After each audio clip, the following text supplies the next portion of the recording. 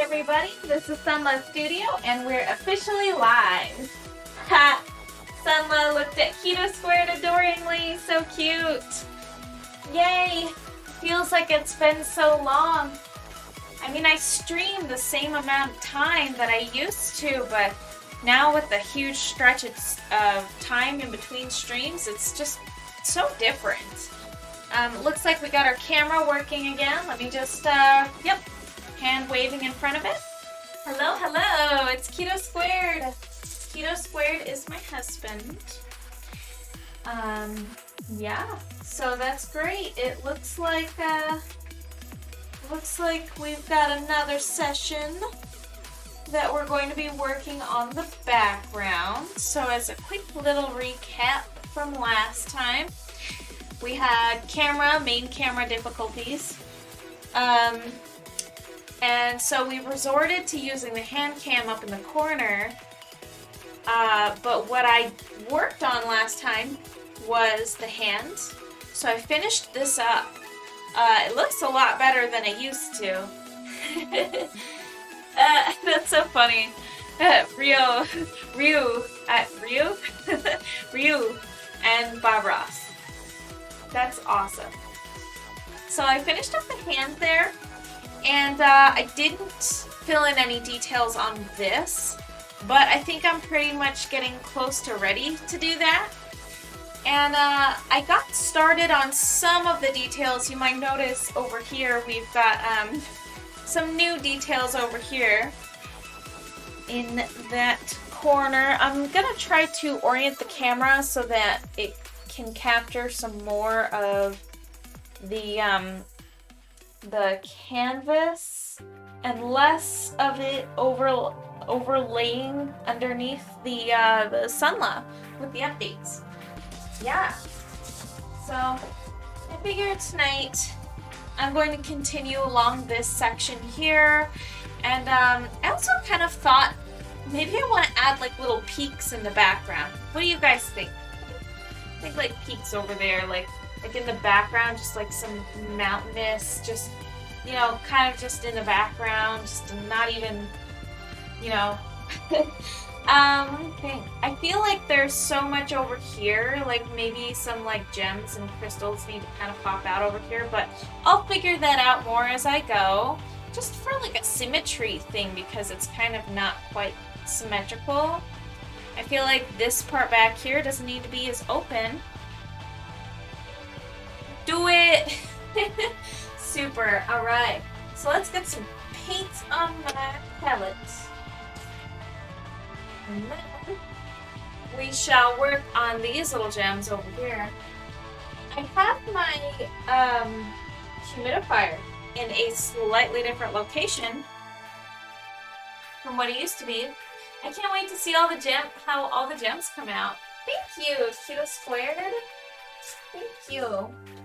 I am interested to see how I do with them, because I gotta be honest, I've never painted gems or crystals or anything like that. I just kind of wing it. I wing it with everything. So, you know, we'll learn as we go, pretty much. I know how to use color. I know how to layer color. I know how to blend. I know painting techniques. I know how to learn and absorb information from reference photos. So reference photos, like, I don't copy reference photos. That's not what it's for. But I do learn a lot from them, and I feel like I absorb a lot from just like looking at archives of pictures. I kind of think of myself as like those AI, those like learning bots, where you show them just a ton of examples, and with those examples it kind of like creates its own like thing. Like you just show it a whole bunch of pictures of horses and then it knows what a horse is. So you show it like another picture of a horse and it can identify what a horse is, or just like render out a horse. I feel like that. I just like to absorb. Oh my gosh, Smokin' Ace! No way, dude! What? Oh my gosh, what? Oh, what? Dude, thank you. What the heck? Oh, you're amazing. You're crashing in here like a tornado. That's amazing. I appreciate you. Wow. That is so hype. That is so unbelievably hype, my dude. That is so awesome. I was just talking about you today, dude. Like, I was just saying, like, we were talking about, like, gift subscriptions and how they work and everything like that. And, Keto Squared was just asking some questions about that, and I was, you know, giving some examples. And, I had mentioned you because you had done this before, this amazing outpouring of support. And, it was awesome. It was incredible. So I was just talking about that earlier. That's like, what a coincidence, dude. That is so, so cool. You are amazing. Literally 2 hours ago. Exactly. It was not that long ago. We were just talking about you. Yeah. Amazing, man. What the heck? That's amazing. The cool thing too about that is now with the time lapses, I include all of the usernames of subscribers, even gifted subscribers, in the credits roll of the time lapse. So with every painting, I do a time lapse now. And in that time lapse, in the credits roll, I want to include everybody that has supported me.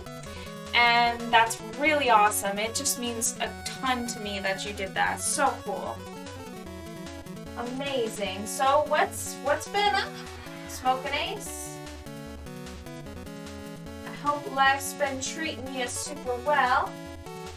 I love how it's just going off over and over. Wow. The little voice. That's awesome. That's fantastic. Yeah, that is so, so cool. You've been subscribed for 5 months. That is really cool. 5 months.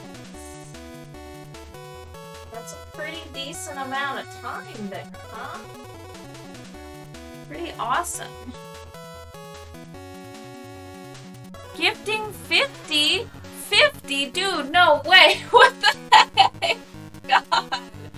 You are like unbelievable! That is so awesome! In a good way. You are unbelievable in a super awesome way.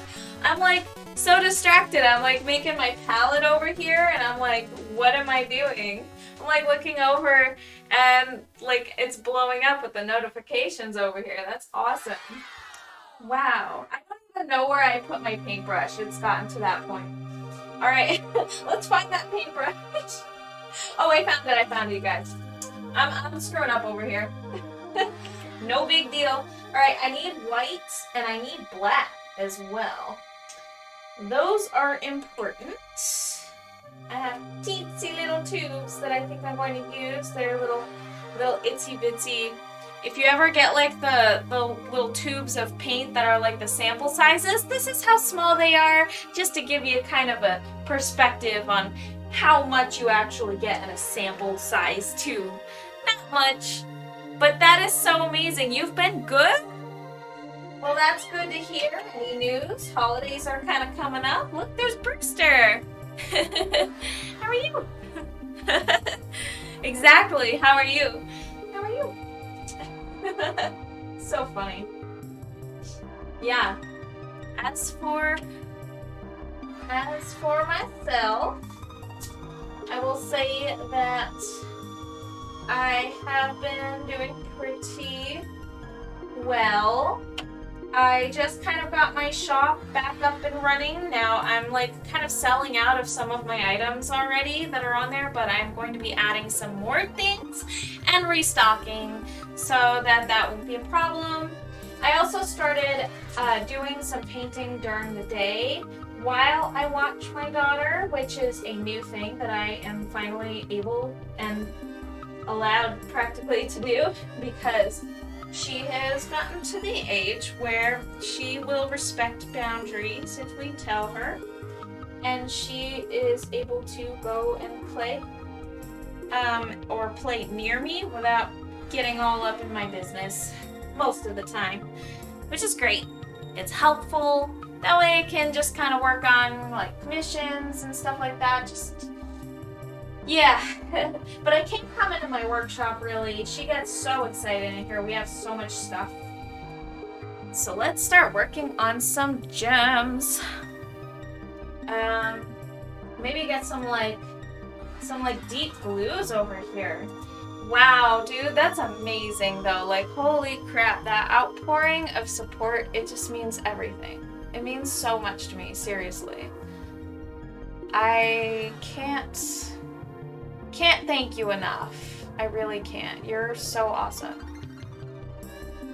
It's been a pretty good time though, since we've been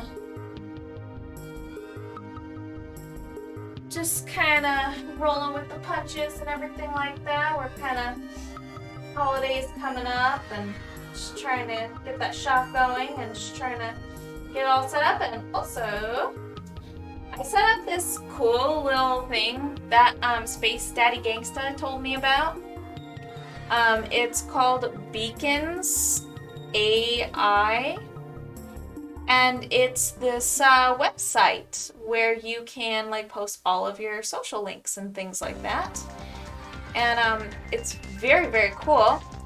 You can like add like all of your plugs. So like your Facebook or your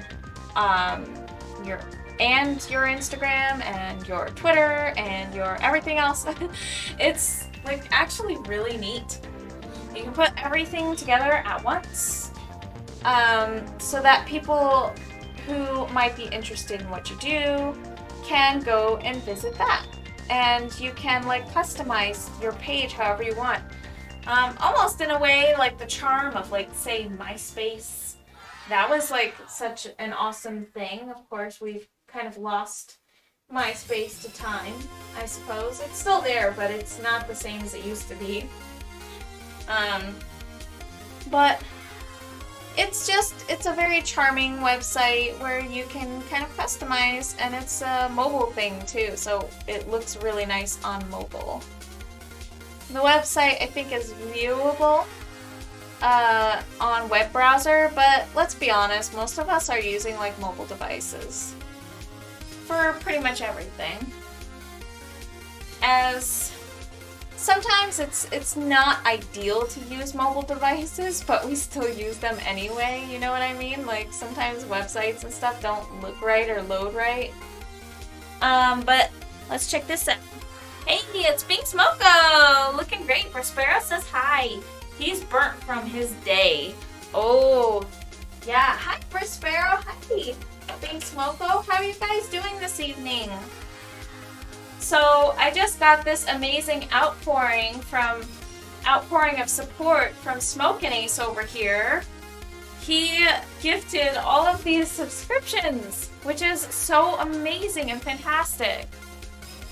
It is so hype, so unbelievably hype. But yeah, so Cole's had, I'm so sorry. So Prospero has had a long day at work. Hope everything's going well over there. Bing Smoko. Yes. Yes, things are moving along, and the live stream is going to be going pretty well, I think. I'm just excited to be working on the gems themselves. I'm going to start like adding more color and stuff like that, so that's going to be fun. Super fun. All kinds of different colored gems. And then I need to start working on like the actual details of the gems and stuff like that. So that's super exciting. We're good, just looking forward to the weekend. Yeah. It's good that you guys have the weekends off now. Big Smoko, do you have weekends off, like Prospero? It's really nice that at least Prospero is able to get the weekends off. Almost there, exactly. We got just a day to go. Just a day. Just a day. Alright, let's hug the tripod. I gotta get over to this side. And then, my goodness, last time with my last live stream, I had that total fail where, like, it was so bad, the main cam was not working. And so it was awkward. I did, like, this whole thing with, like, the hand cam, and it was kind of not fun, but, like, it was also fun in another way, though, because Keto Squared got to join as a voice. So that was actually, I feel like it made up for everything that went wrong. Totally. Like, it was just nice having Keto on there. So he might join for tomorrow night's later in the stream, possibly, if all goes well, but no guarantees there. Not holding you to it, Keto. Alright. Yes, we both work Monday through Friday. That's awesome. It's great that you guys have that lined up now. It's important. It's important to have that kind of time together. If you can, you know? Like, it's really good. Alright, let's get like a nice little white shine right here. We're just gonna kind of we're gonna blend that nicely. Leaving the I have this humidifier. I have this humidifier that just keeps running and running and running. But I start it like an hour early. In like just before the live stream starts, really, and it's so helpful because I can actually blend the paints over here on the canvas, and otherwise it just doesn't really blend. But it makes such a difference having that thing. It's such a lifesaver, for real. Total lifesaver. Here we go. That thing looks kind of a little bit like ice, I would say. Looks a little shiny. Amethyst Mystery, yay! It's purple!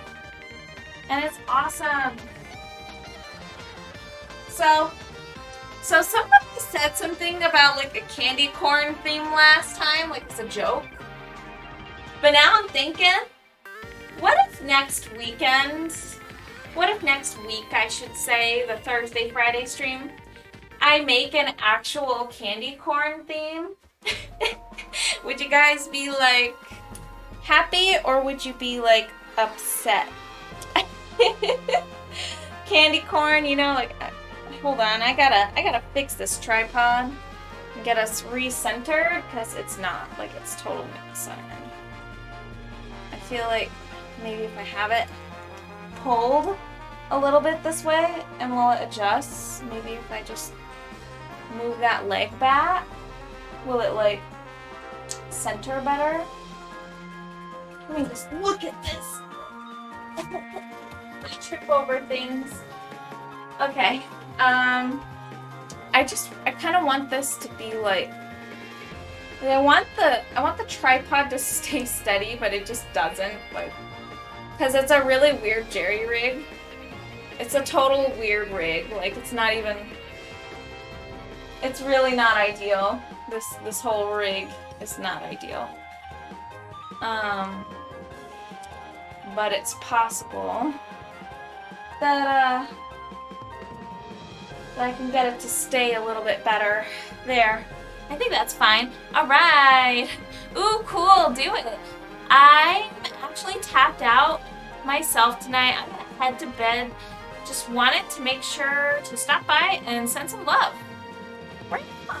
Well, thank you so much for stopping in and chilling and watching me paint a little bit, watching me fumble with the camera over here. I appreciate you so much, Pink Smoko. I hope you guys have an awesome night and get some rest. Yeah, the week's not quite over yet, so Yeah, but we're almost there. We've got a little bit left to go, but not much, which is awesome. Hope you guys have an amazing night. And, yeah, have a super good one. Get some good sleep. I'll be around. You know me. I'll be around. Alright, I'm mixing up like this darker, kind of like a darker, green, like blue-green sort of thing. I just want to blend a bit of this. I think it's got too much red in it. It's a little bit desaturated. So, perhaps. You're going great. Have a good night. Thank you. Thank you so much. I appreciate you. Have a super good night. Alright. So I've got my shop towel. I just gotta twist out this brush over here. And I have to like I'm gonna use some like maybe just some straight up cobalt blue. Let's try that. It's gonna be like really dark but really saturated. Okay, here we are. Very good. If I just bring that over and then just kind of do this. I'm just kind of winging it, dudes. Like, I'm kind of out of practice a little bit. I'm not afraid to admit that. But it's all good because I just kind of let my subconscious just take over and tell me what to do. I know I always say that, it sounds crazy, but it's true. I feel like when I get absorbed into it, once I start getting into that flow state, I can really tap into that a lot better. But I have to just allow myself to get into that state. So I hope everyone's been having a good week so far. I don't really think I have any particularly interesting news besides we will be having some spooky fun at the end of the month over here. I want to say I have it set so that the live streams of the 29th and the 28th and 29th, I think? Could be wrong, but I'm pretty sure that's what it is. Those live streams will feature some really cool rewards on Twitch. And you guys can redeem some fun stuff. Exactly, Binding of Isaac. See, the crying and the scary, the spooky. Pretty much. Yes, exactly, and it's gonna be so spooky. But yeah, candy corn theme, oh my gosh, wouldn't that be so funny? Just like, what if it's just like a picture of candy corn in the background for the next week? Like, something more lighthearted and not terrifying maybe, like for next week's like themes that I want to add. I'm thinking like lighthearted instead of super spooky. Like all completely massively spooky. Yeah. I'm thinking that would be really, really good, and then I can work on getting everything set up for the scary stuff the week after. It'll be fun! Spooky! It's gonna be great. And it's gonna be a lot of fun. Let's add some darker colors. Maybe we should add some darker tones in there. Yeah, let's go ahead and do that. Let's get some cobalt blue and some of this I want to say this one is cadmium red and process yellow. So they're very full body paints. Full body. Full body paints. Yeah, and they go on so smooth though, like it's just really nice how smoothly they go on. It's very satisfying. I can't explain to you guys exactly, but I guess I can just tell you that it's extremely satisfying. Yeah. And we're going to like paint the cave. I want to paint like the surrounding cave area, like a bunch of like really dark colors. Keto friendly stream. Keto friendly. Do we need avocado backgrounds? Do we need an avocado theme? I wouldn't be opposed to that at some point, you know, just something maybe as like a I want to start doing like some seasonal ones that I can tuck away for just the season and bring them out annually. So I think that would be really fun because yes, I'm in it for the long haul. I don't think like there's really much success to be found in streaming, possibly, maybe, but like, you know, I am still very devoted to it because it actually really helps me in so many different ways. Like I get so motivated and excited to paint, like, and actually build up a body of work. It's very awesome. Not spooky equals keto friendly. Oh. So if it's spooky, then it's not keto friendly. Right? Yeah. So it can't be spooky. So you're not gonna be on the spooktacular ones, keto? I'm sorry. It's gonna be great though. I promise. There will be delicious candy corn. Wait, that's not gonna win you over. Oh, darn. That's not gonna win you over. Paint and chat sessions. Yes. Yes, streaming is, honestly, it's just so helpful for me. Because, yeah, it's like paint and chat sessions. It really is. Just like that. And it's nice, and I love it. And it brings me so much joy because it's like I have mentioned before, but I'll mention it again and again and again because it's important to me. I'll be brave.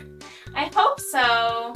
Now listen, the really, really spooky theme, it only lasts for 2 minutes. It's timed. So sort of like the Sunla voice gets really high-pitched for 5 minutes. The creepy, spooky theme, it only happens for 2 minutes. And then the other redeemable that I already have ready, but just not like linked up so it can't be used yet. The other redeemable, it will last, it's very brief. I think I've mentioned it before on the stream, so I suppose that I will just, you know, give the spoiler now. But the other redeemable is a spider will crawl onto the canvas and then leave. It'll loop back around and then leave. And it's gonna be funny. It's gonna be funny. You just redeem it and then you just see like a spider, like a realistic spider crawling. And it's gonna be awesome. It's gonna be really great. A giant black widow, like a massive black widow. It's gonna be fantastic. Hey, don't be worried. It'll be awesome. I can't wait. Okay, so there was this one time while I was streaming, and somebody redeemed ruined a painting, which, as you know, makes it look like on the screen I'm taking a brush of black paint and then smearing it all over the place. It's so much fun because it's like I just do it and then I give a thumbs up and then it's like it's just so funny. But with this, It's going to be, yeah, it's gonna be like that. It's just gonna be like an overlay, and then it just kind of happens. I don't remember where I was going with this. But yeah, like, it's just gonna be a real quick, like, kind of redeemable overlay. But it will be more affordable too, so the points that you need to do it, you won't need a lot. You really won't.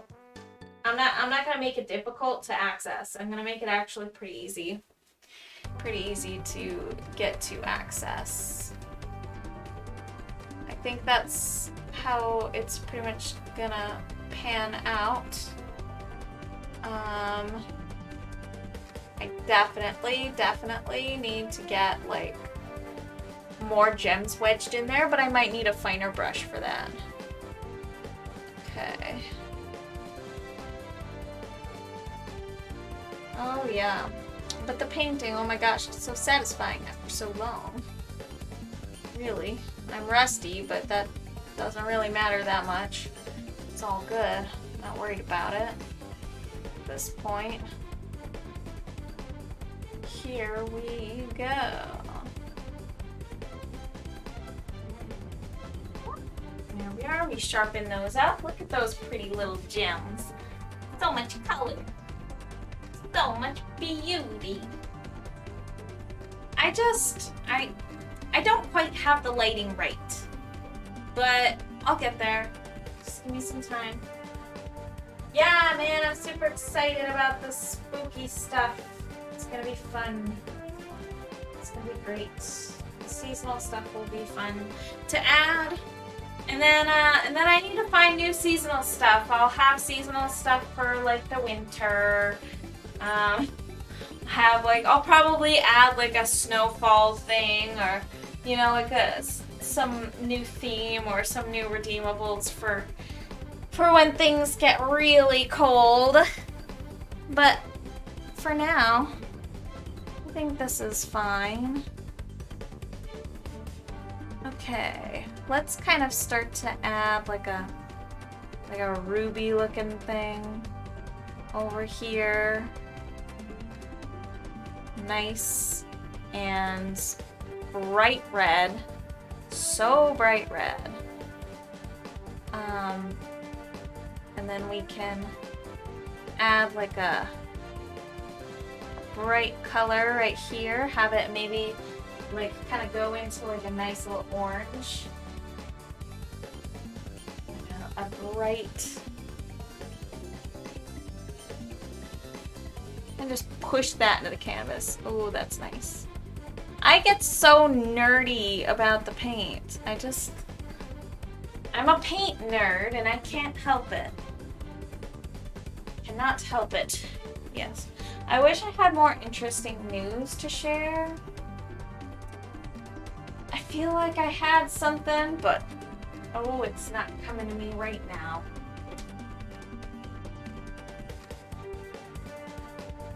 Yeah. I've been sleeping good for a while though. Because I've been sleeping at night like a normal human being. Which has been really fantastic. It's been fantastic for just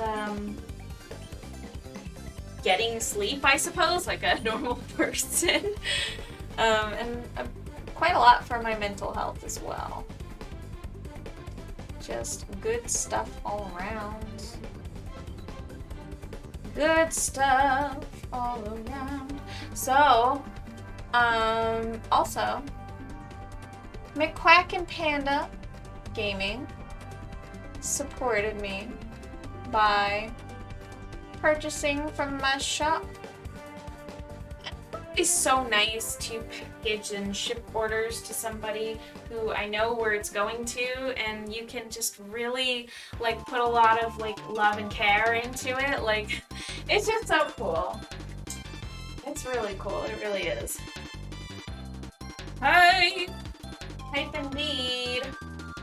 Indeedy-doo. I'm pretty excited about that. I love that I've got friends and supporters and people who just really super supportive. It means a lot to me. It means everything. I got all of these cool new molds in the mail. And that's actually super exciting because then I get to try to use those as well. So I'll be adding some dragon things into my shop. Some more dragon things that I don't already have that, you know, aren't all necessarily my art. Some of them are my art and some are not, which is totally, you know, it's totally cool. It's totally alright. It's totally tubular. No, I'm just kidding. But, yeah, it's good. It's good because it adds variety. That's why it's good. And the variety is important to have.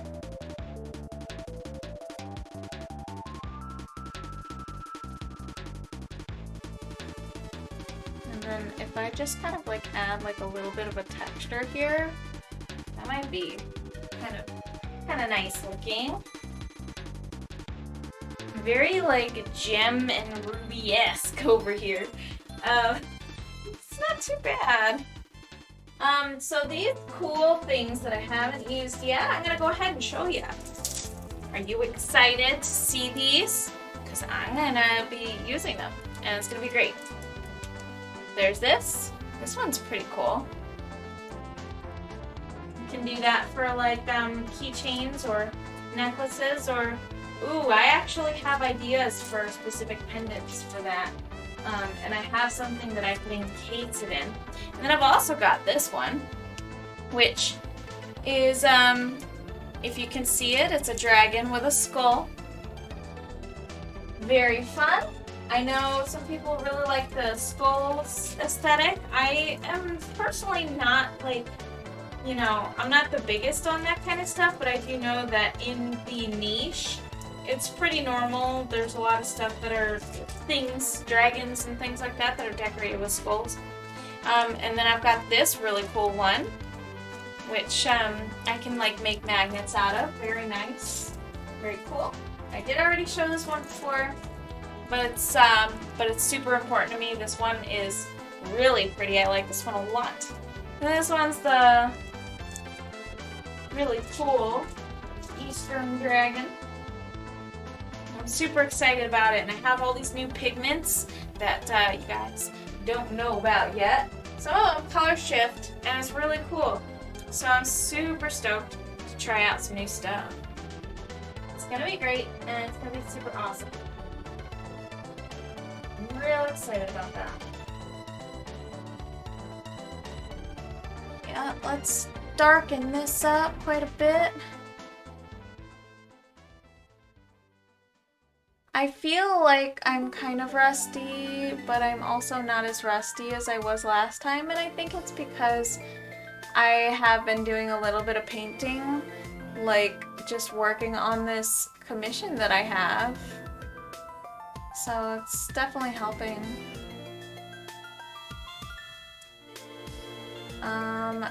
Hey, this soundtrack comes from Pokemon Diamond and Pearl and Platinum. And I just gotta know who all is hyped about Diamond, Pearl, and Platinum. Or sorry, the Diamond and Pearl remakes is what I mean. And I'm pretty stoked about it.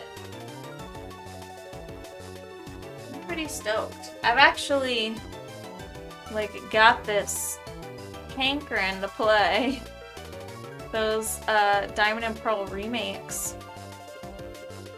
They're gonna be great, I think.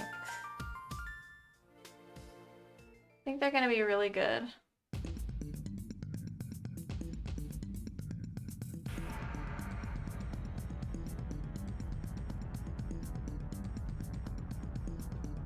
Here we are. Let's get some really really yellow green. A very yellow green. That's what we're gonna do. Be saturated, like high saturation.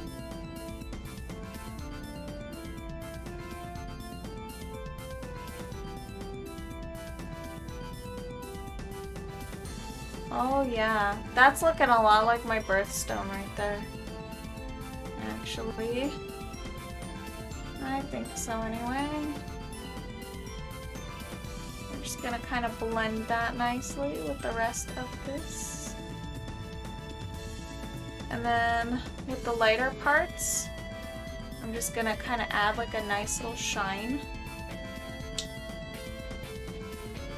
Yeah, we just kind of needed to darken that one up a little bit. And I think if I can add like a little bit of a blue to it as well. Just a little. Just kind of saturate that just a bit. There we go. Okay, and then make like a right there. And then we're gonna make like a nice pale yellow with a lot of white. And then we're just gonna we're gonna wing it. We're gonna wing it like we always do.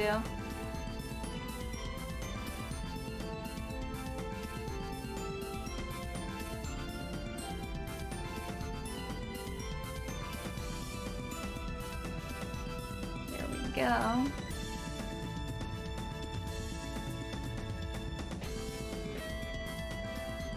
And then go in there with a little bit of weight. Just a few dabs. Just a few little dabs.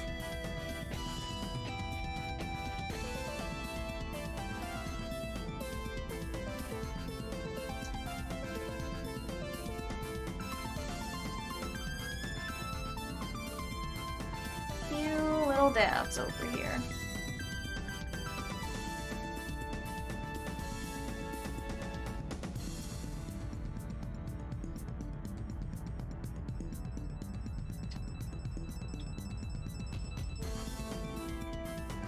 Go. Cool. And there we are. Alrighty. Let's just keep this going. Keep it circling along. I think probably the next stop is actually hold up. We need to like actually saturate this quite a bit. I think that I'm going to need a really light body yellow. Let me think. Primary yellow, that's half. But I think that I can use this to lighten up that without actually covering up what's underneath. Just kind of a nice watered down yellow. I love this music.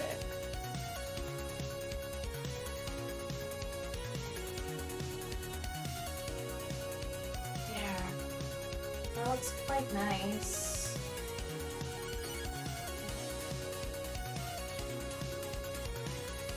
And there we are.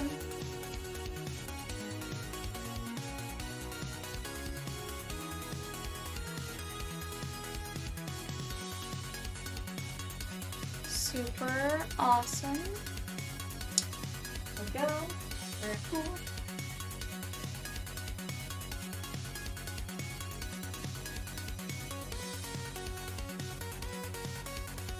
Pretty excited for the holidays. I get so many that just kind of are condensed together in a row because I mean, holiday season for me is like holiday season times 10 because We've got my daughter's birthday and my husband's birthday and our anniversary, as well as all of the holidays that are coming. Like all together at once. We get them all together at once. It's kind of crazy. I think that's kind of fun, you know? I think it is. Adds some excitement to things.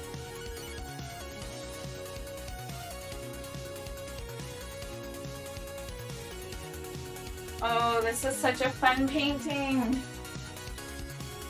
I really actually like painting the gems. I'm getting a little bit better at it, I think. There's a lot I need to do still. And I'm just so focused on these ones over here, but I do have to come back around and work on these ones down here as well. But I think that I want to really lighten or saturate this one right here. As you see, my fingers covered in paint, just totally rolling in paint over here. I love paint so much that I roll in it. No, I'm kidding. But I look like it if you look at me. I used to wear like an apron when I would come and paint in the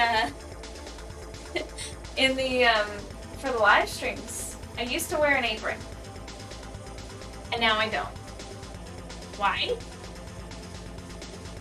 Kind of got tired of wearing an apron because I get covered in paint anyways, no matter what I seem to do. Like, I always, somehow, some way, always get covered in paint. It's kind of nuts. Yeah. It's kind of nuts. But over time, I just kind of stopped caring so much. Yeah, I mean, it's less stress that way. I mean, when you think about it, it's really not a big deal because of the way that they make the acrylic paints these days. They're not really toxic like they used to be. Cadmium red isn't made with real cadmium anymore. You know, we're all fine. At least not this cadmium red. At least this cobalt blue is not real cobalt. You know, like it's different now. They've made formulas for paints where they're just not quite like that anymore. When they used to be absolutely 100%, they used to be.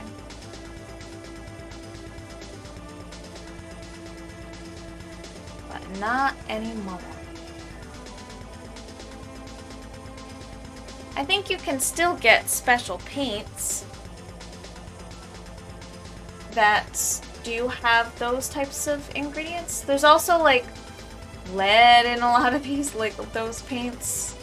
Like they were not shy about putting that kind of stuff in paint back in the day.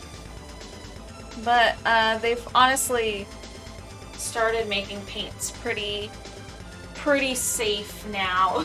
Like surprisingly so. Which is great. Because I am a gigantic mess. I'm usually very messy when I paint. Don't mess with any paint thinners or anything like that. It's just not.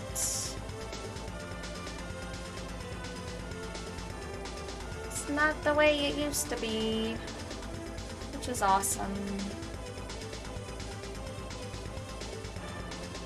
Okay, let's mix some of that with white, and then we're gonna blend it out. Oh yeah, we gotta make it nice and pale. And yellow. Paler. I need to add more white. There we go. I'm so happy the camera's working again. So the problem was exactly the way that what I suspected. A bloated battery. battery is like, the other battery is like misshapen. It's kind of terrifying, actually. The thing looks like it might explode. So, so I took it out. I replaced it with my backup battery. And my backup battery is working better. But who's to say it's not gonna get all bloated?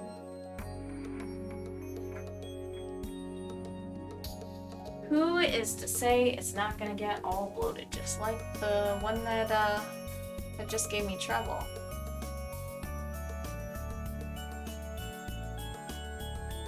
Yeah, so that's a whole thing, but that can be such an issue. I ordered some more batteries, but these batteries aren't gonna be here until I think at least another week. I think they've got another week in transit. They seemed like they were held up or something somewhere, so I'm not really sure what's going on with that, but that's fine. No big deal. No biggie. It's all good. I can work with waiting. Ain't no problems at all. I find it very zen to paint these gems. I just like the way that the facets are on a gem. I don't know. I just like the way that the facets are, I guess. Just trying to like replicate it the best that I can, personally. Not perfect, but making progress, I guess.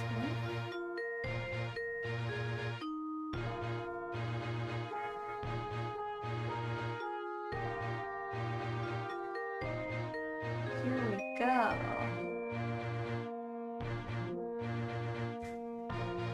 So if I kind of like add a nice little shine right in the middle there on that one, let's just try it.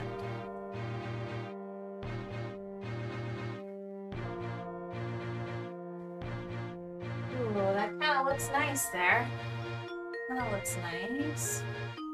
Perhaps.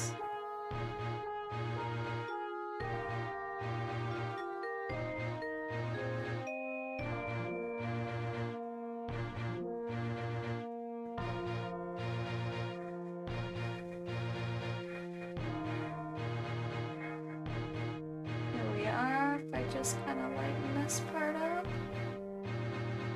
Like that. Ah, here we go.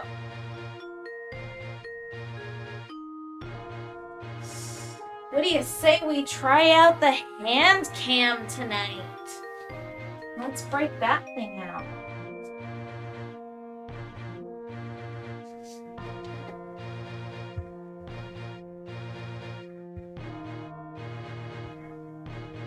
Alrighty, let's check the battery on this thing. Well, I suppose it doesn't tell me the battery. I think I'm just gonna plug it in. Hold on, let's plug in our main camera over here, because I feel like when it runs out of battery, that's when we start to actually have problems. So let's go ahead and plug that doodad in. And then we're gonna loop the cord around to keep it stable. What a silly jerry-rigged setup. It does the job. It does the job. And that's quite alright. Doesn't have to be perfect. Let's go ahead and face this a little bit this direction so that perhaps I can get a little bit more of the painting, like in a better view. I kind of want to adjust the tripod again because it is like not quite centered the way that I want it to be, and it's driving me insane. You would think it'd be as easy as just moving over the tripod, but it's not. And I don't understand.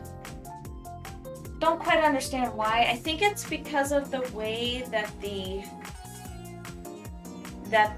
camera is cropped, and also the way that the legs are on this tripod, and the way that I can't actually swivel the camera mount.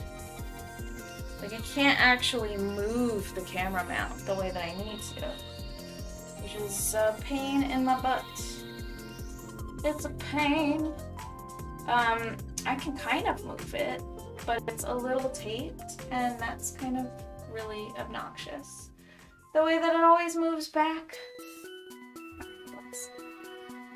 Let's just perch this up on top very gently. That's probably as good as it gets for now. Alright, let's do the hand cam. Hand cam time. It sure seems like it is. Okay.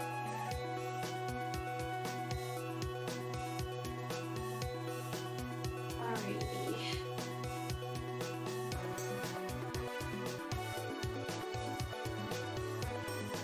We are prepared for the hand cam. Let's give it a shot tonight. Got everything set up a little interesting.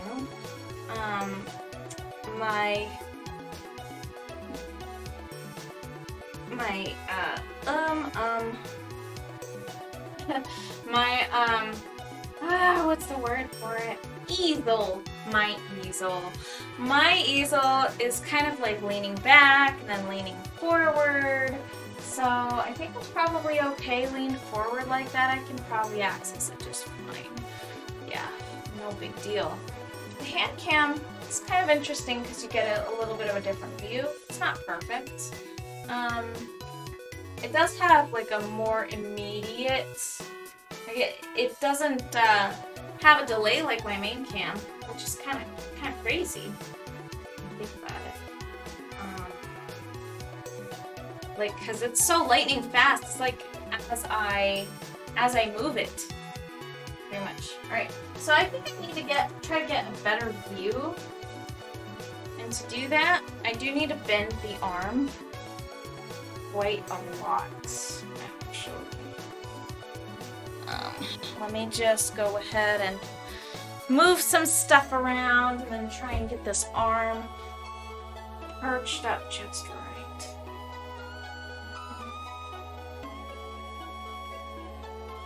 Okay. Now, this is a little bit in the way. Not very, like, not terribly in the way, but it's kind of in the way. Let's see if I can move it like that. So now you've got like a little bit of a different view over here. You can kind of see the brush strokes.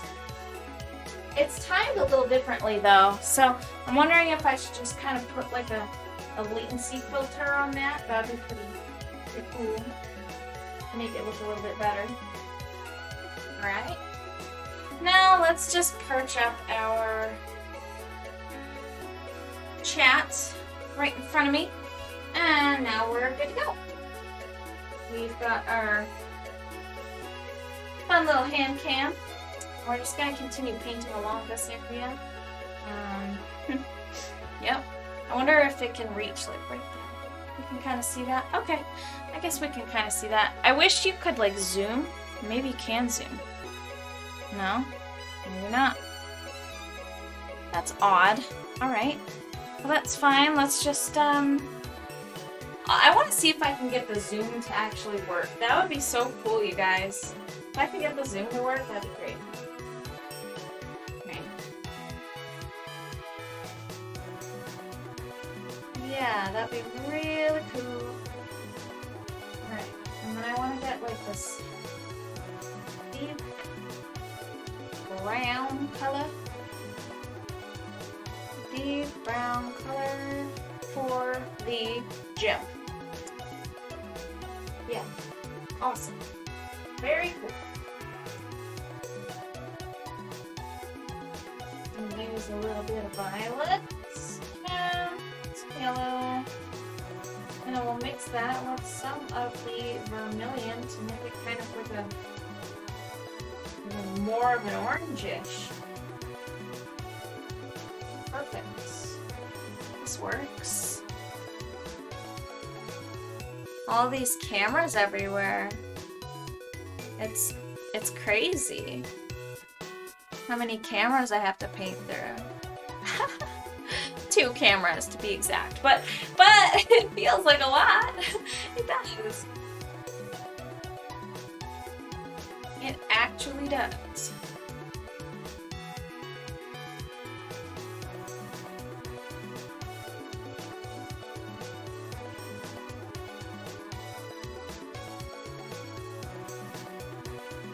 So I recently had somebody ask me why I start out all of my paintings with grayscale. And this seems to be like a common question. And I do answer this quite a lot. But I'm not afraid to continue to answer. But I figured it wouldn't be a bad idea to talk about that. Yeah, so it was a friend this time that actually asked me, and I thought it was interesting because I feel like I talk about it so much, but I must not, or maybe I don't, because a friend asked me. Asked me why I start out everything in grayscale. It's not a bad question. I do answer it quite a lot, but it's not a bad question. So the reason that I start everything out in grayscale, I have actually quite a few reasons that I do that. The first one is it allows me to map out the composition of the painting. So, like, just think big picture. Think thumbnail view and just really big picture, like zoomed out, how it should look, like how it's laid out, and like symmetry and just like harmony, like shapes and stuff like that. Just it helps me focus on that, which I think is really useful. I think it's very useful for that. Also, it helps me to see values and just kind of map those out first. But I think the biggest reason for it,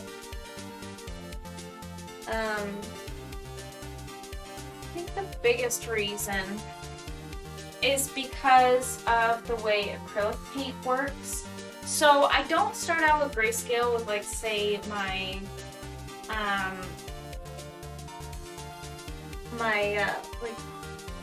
digital paintings, like digital artwork and stuff like that. And the reason for that is it's just it's a traditional acrylic painting thing. It's pretty much strictly an acrylic painting thing, and the reason for that is acrylic paint is really interesting the way that it interacts with the canvas. If you lay acrylic paint, like a full body acrylic paint, down on bare canvas, it's so bizarre. It reacts in such a way that the colors lay on kind of gross and washed out, and it doesn't look nice. It actually does not look nice. So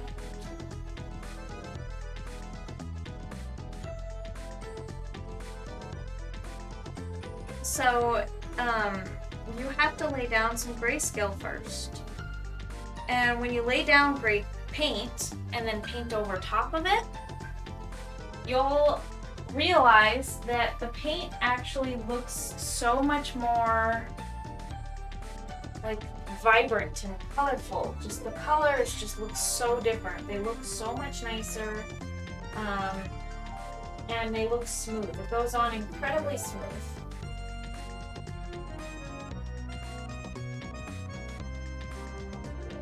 So if you took like a full body paint, if you take like a cobalt blue and paint it on a bare canvas, and then you mix up a nice mid-tone gray, and then you put that down on the canvas, and then just wait, let it dry, and then paint cobalt blue on top of that, you're going to see a drastic difference in how the blue looks. If you compare it to the bare canvas will look super washed out. And on top of the grayscale, it looks like really vibrant. It's just kind of a weird quirk with paint, I think. Acrylic paint specifically. Now I can't speak to oils, and definitely not watercolor. It's not a watercolor thing, like it's not a watercolor quirk. For sure. If you try to paint on top of grayscale watercolor, you're gonna have a bad time. You're gonna have a bad time. But seriously, like, you will not have a good time with that. It's just not gonna work. Watercolor is so challenging for me. I actually really struggle with watercolor, and that's why I don't use it.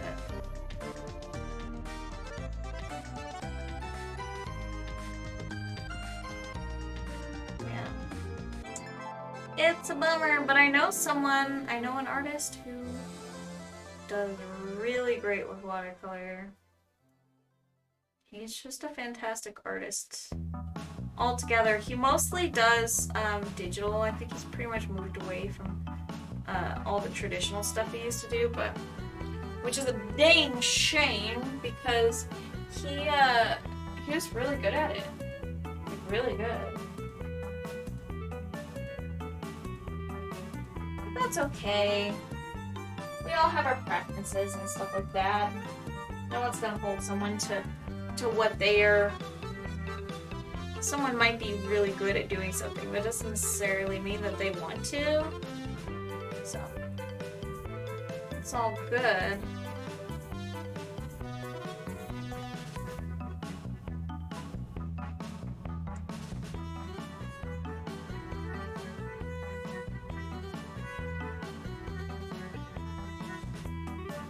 Cool.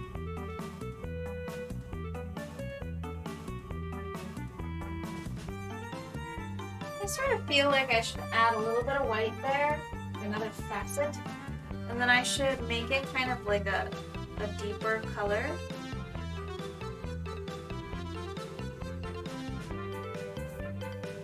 Like that.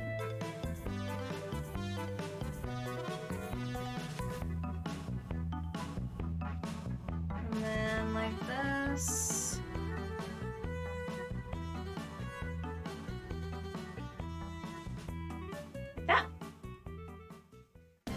I feel like I should kind of make like a really deep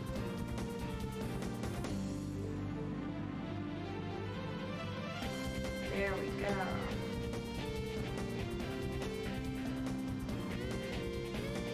Yeah.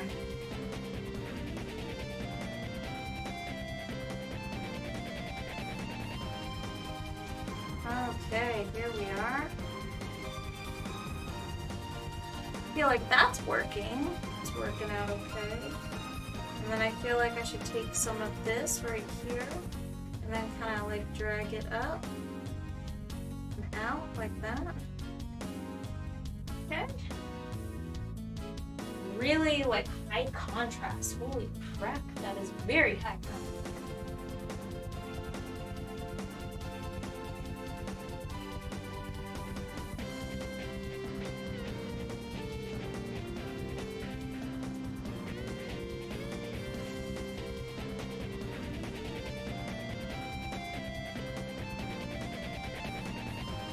nice, like really gentle, really light, gentle strokes. That's what she said, by the way.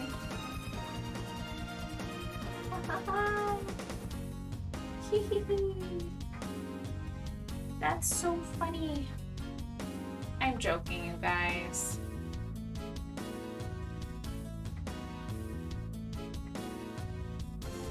Alright.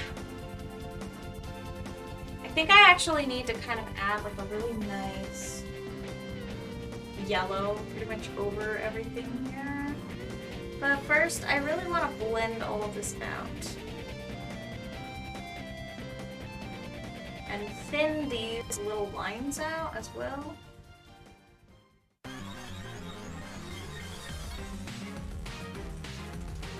Yeah. Okay. Yeah. Let's go ahead and take some of this yellow, which is super transparent looking.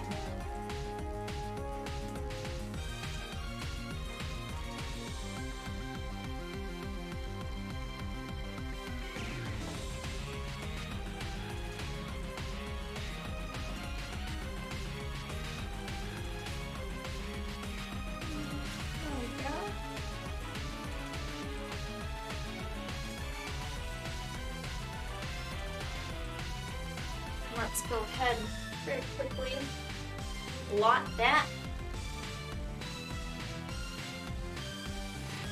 Suppose a nice little dark brown over here won't hurt anything. And then if you kind of have this brown color, like just kind of hug against this line. There we go. And then we're gonna do like another yellow, like a quick little yellow wash.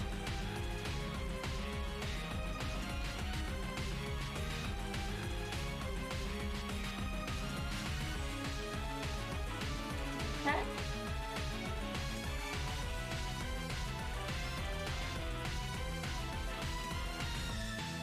I'm going to add some yellow to this. Very good, very good.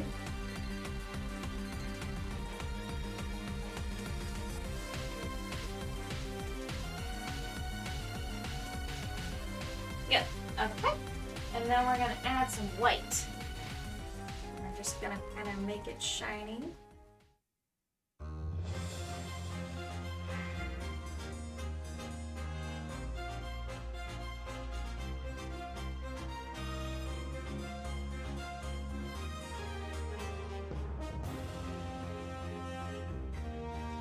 And like all the little corners of the facets there, just nice little shine.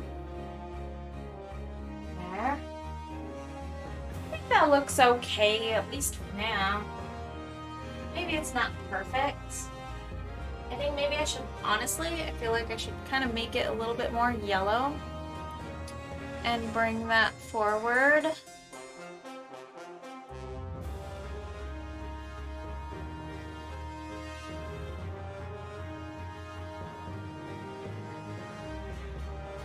It looks like honey. It's a little bit like a honeycomb or something. Alright. Next to it, let's make a nice little green gem.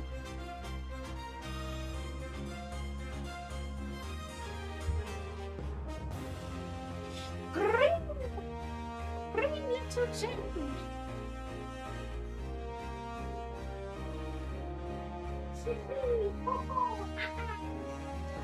Alright, let's see. I sound crazy, you guys. I'm sorry. I'm just a little bit tired, see, because I haven't really been staying awake at night lately, which sounds so unlike Sunla, very un-Sunla-y, because usually the stuff that I do is at night. but I've just been so...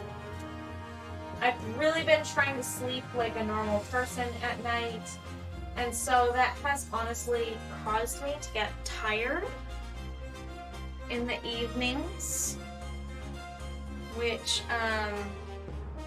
hopefully is pretty okay with the people here. But it is making me act a little bit strange because I'm just tired. Oh, hey, it's Pekka Beeps, Guru of the Lost Fog. Hello. How are you doing this evening? It's the Pekka Beeps. Yay.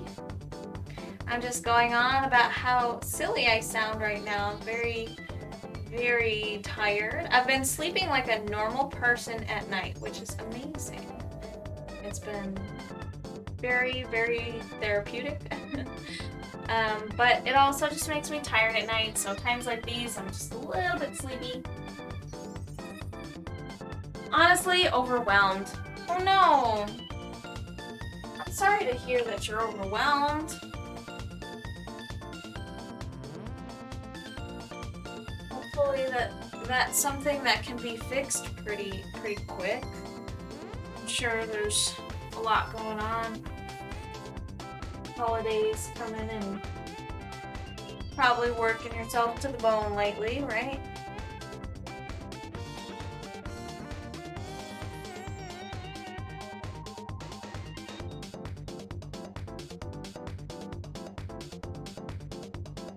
There. Doing some fun little shiny gems tonight. Super shiny. Super fantastic. Pretty gems. Pretty and shiny. Trying to get better at it. I'm trying to get better at painting gems.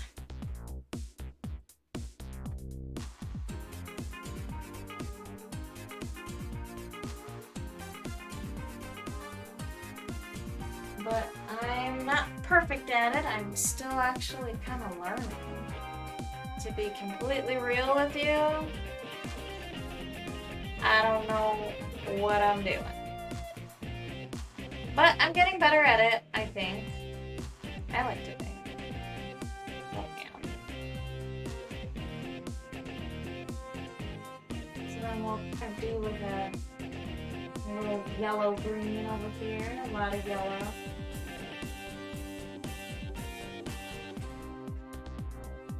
Well, I'm sorry you're feeling overwhelmed. Hope it's doing better lately. Too many projects going on. Video game is being developed, creating keyblades for the 88 fighters in Smash, work, etc., etc. Oh wow! Are you doing some Smash mods with the Kingdom Hearts, the Sora DLC?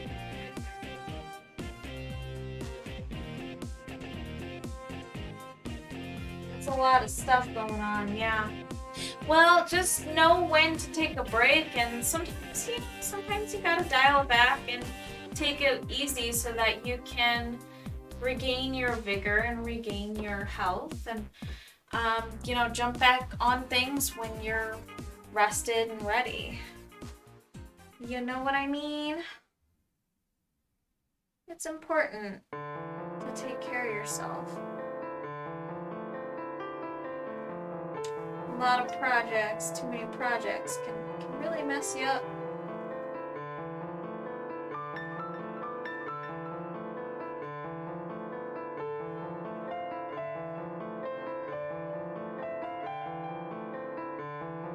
Got a nice little emerald looking stone over here. Super fun. Gotta add some dark detail to it.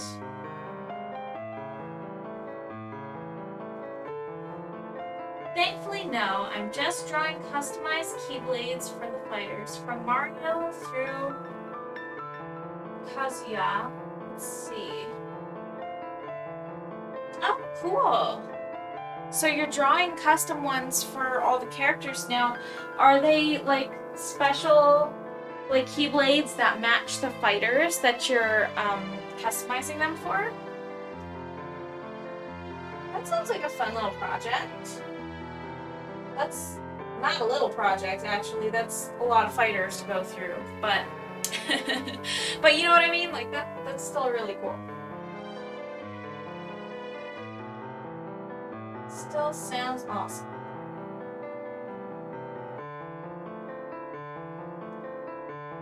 Like a good time.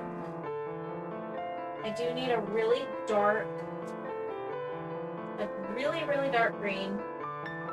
And I'm gonna kind of add some black to it. I hate adding black to colors, but green is one of the things that it's actually okay to add black to. You just don't want to add black to like yellow to shade because it's gonna look like a dingy trash green. That's just how it looks. That's how it works. Yes, 'tis overwhelming. That sounds like it, yes. But it's a really cool project idea. I'm excited to see what you come up with. If you want to share what you're working on, feel free. You could always link it here, and then I can show it off on the stream, or we could do that later, or you could not if you don't want to. But I'm always excited to hear about that stuff. I really am. It just sounds fun, you know? Definitely overwhelming though, for sure. No joke. It's a lot of characters. It's a lot of characters to work on. It's a lot of stuff to... It's a lot of stuff to do. It's like a lot to focus on. Like, holy crap. It's definitely a big project. You want to pace yourself. Like for me, my big projects, you know I always pace myself. I'm pacing myself here. Like, you know that this is, what, I'm on like session 11 of this thing, so it's like, you know, you just take your time, take it in little sessions, little, like, you know, however many minutes, just set, like, either set aside a finite amount of time to do the thing, and then come back to it in times that you schedule for yourself, or you could always give it like a goal, like I want this many done on this day, and it's just like you just pace it out. You just say like I'm going to work on 2 today, and then you just do 2, and then over the course of however long, then you have them ready. Yeah, just don't overwhelm yourself. Make sure it's something that you can handle. It can always take a while. Don't get me wrong, some things are easy, others not so much. The rest are somewhat in between. Yeah, I can imagine. Because I mean, some of them might have like designs that are kind of like, it might be easy to think of like some designs to go with some fighters.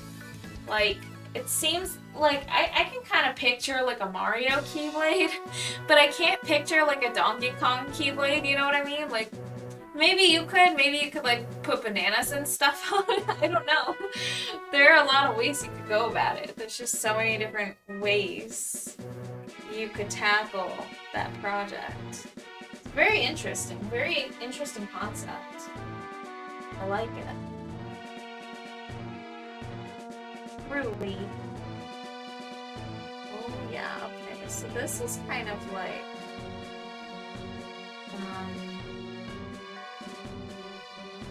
this is kind of like a really dark green, so I'm gonna try to lighten it up a little bit. We're gonna lighten it up just a bit. Add a lot of yellow, little bit of blue, kind of like put the lightened one. I'm just gonna do that on the light. And I'm just gonna go over the dark area, like the areas that I already have dark. Just kind of nice and gentle. Can you, what fighters did you already do? I was going to say, can you like already picture a Donkey Kong one? But like, but I thought the better question would be like, how many fighters have you already gotten through? That sure is a lot. It is. It's a lot to work on.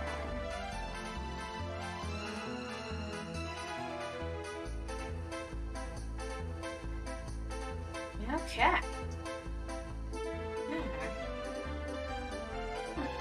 I will get the first one done today. Oh, I bet it's really detailed. Oh boy. That's actually really cool. So here I'm kind of picturing like just some sketches or something. Now, how detailed are you going with these things? Are they like super plotted out, colored in and everything? That sounds really fun.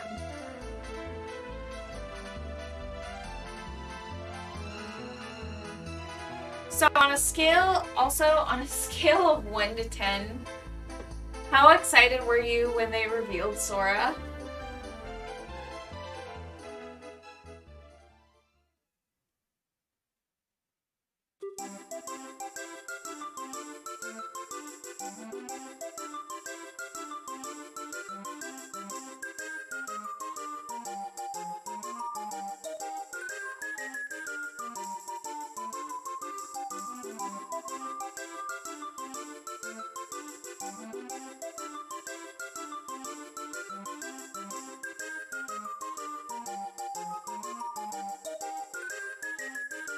Nine out of 10.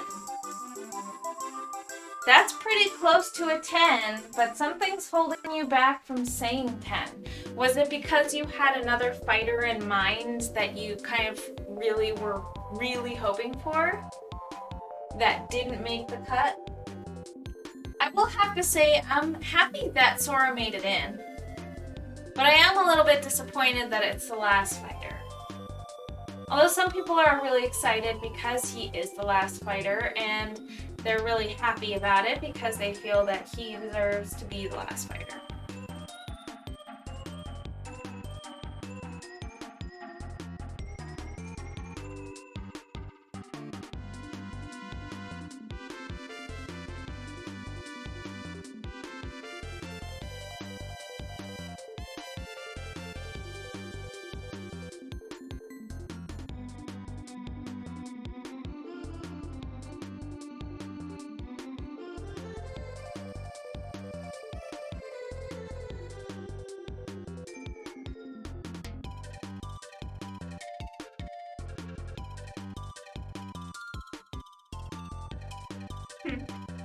I was hoping for Oleander instead of Kazuya. She would have been my all-time one to get in. Who's Oleander? All I know is Oleander is the name of a poisonous flower. So, sounds like a pretty cool character, but I don't know what Oleander's from. It might be a series I'm kind of unfamiliar with, I imagine.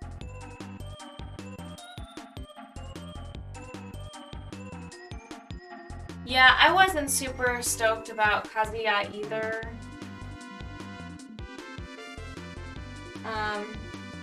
I actually just wasn't stoked about Fighter Pass 2, to be completely honest with you. Not to sound like a total downer. I do sound like a bit of a downer. Pulling this up from the wiki, hold on. You got it. I am holding my britches. Ready for this. Totally ready.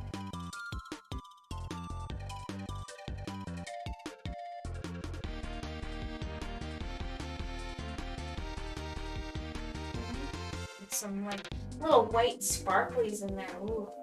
I'm having such a good time painting these gems right now. It's so zen.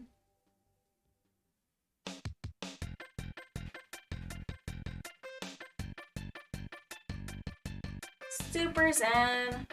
Super awesome. And fun. Yeah, I'm going to kind of line the outside now.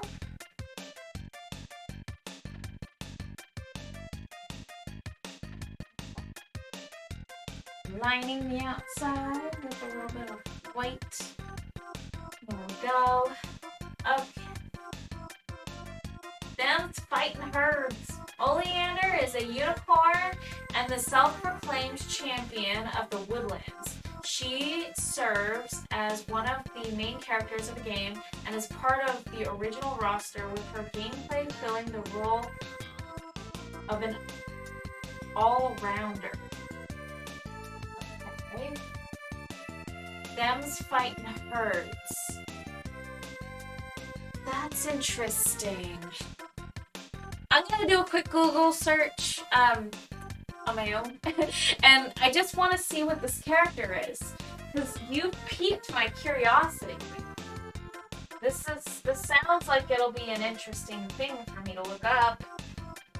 Okay.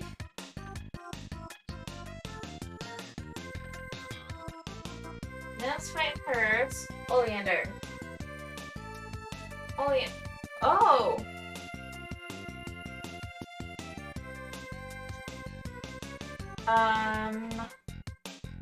Oh, wow. Okay, so I understand the poisonous flower thing. Her name being Oleander, it makes a lot of sense now. She's kind of dark. She looks poisonous, you know? She looks like she's poisonous. That's a game I've never heard of. Them's fighting herds. So is this an indie game? Is this like a kind of new indie game? It looks so interesting. I like the artwork. Her proportions look very My Little Pony. So is that kind of like an inspired by the artwork, or the inspired by MLP? She wields a demonic book called the Unicornomicon. I don't even know if I'm pronouncing that right, but that was my intent. It holds a dark sapient entity named like fighting, also known as Fred. Okay, interesting. So it's like interesting. Well, that's new. That's super new to me. That's so interesting. So is the game really fun to you? And how do you play it? How do you play the game? Like, what style of game is it, would you say? So fascinating.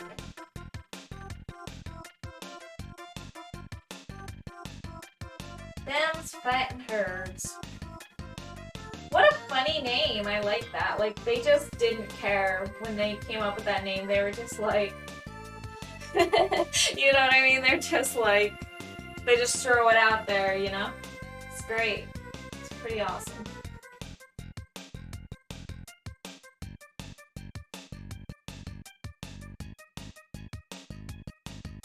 Okay, here we go.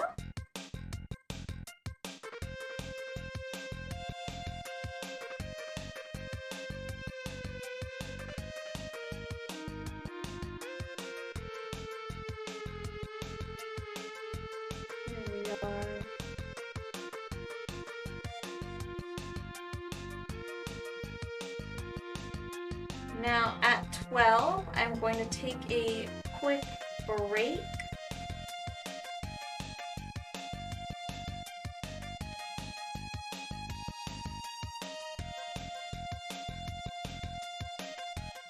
Just a quick little break, and then that break I am going to run my little time lapse on. So you guys can watch that time lapse, and it'll have a little timer on it so we can see how long it'll take, which won't be too long. I promise. It will not take too long.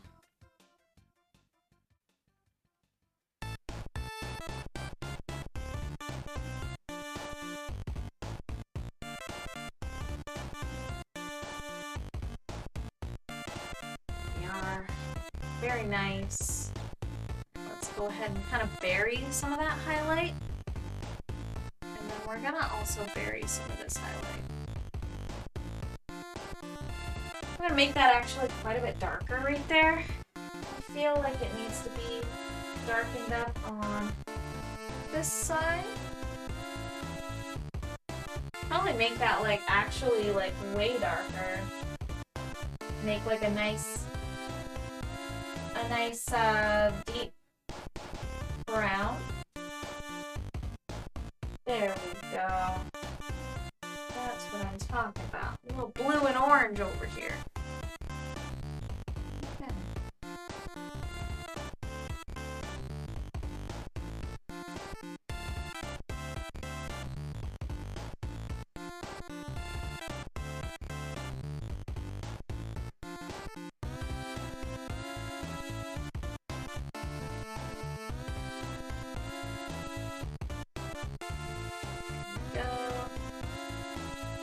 Alright, we'll probably add like a little bit of a yellow or an orange right there.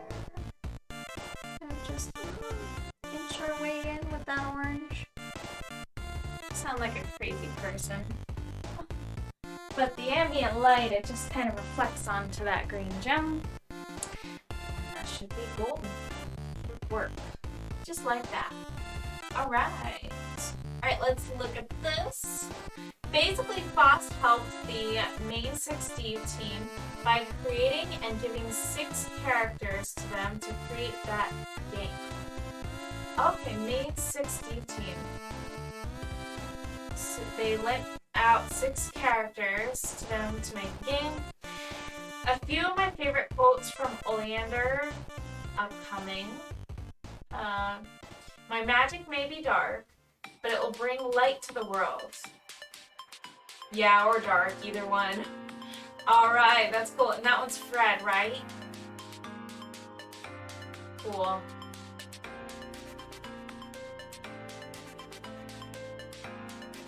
I thought that there was some kind of game that looked like that. That was some kind of Kickstarter that got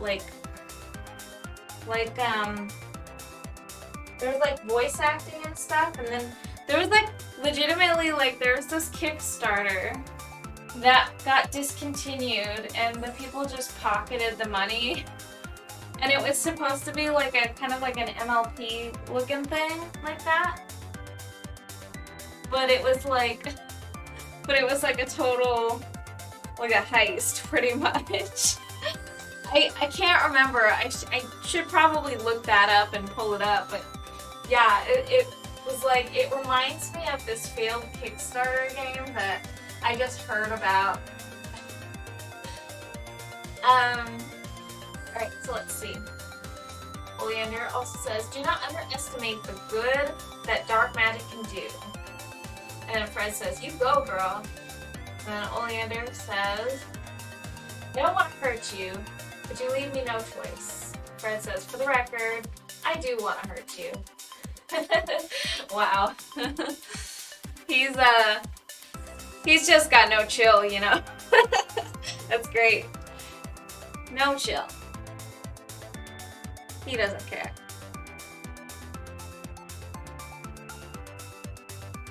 It's pretty funny.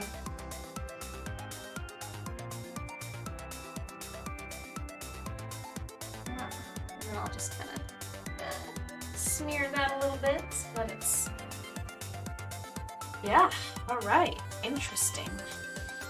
And then as for this, I almost want to make it like, maybe like a, oh, I should make it like a black gem with some color, like some rainbow or something on it. Really like shiny. A really shiny black gem.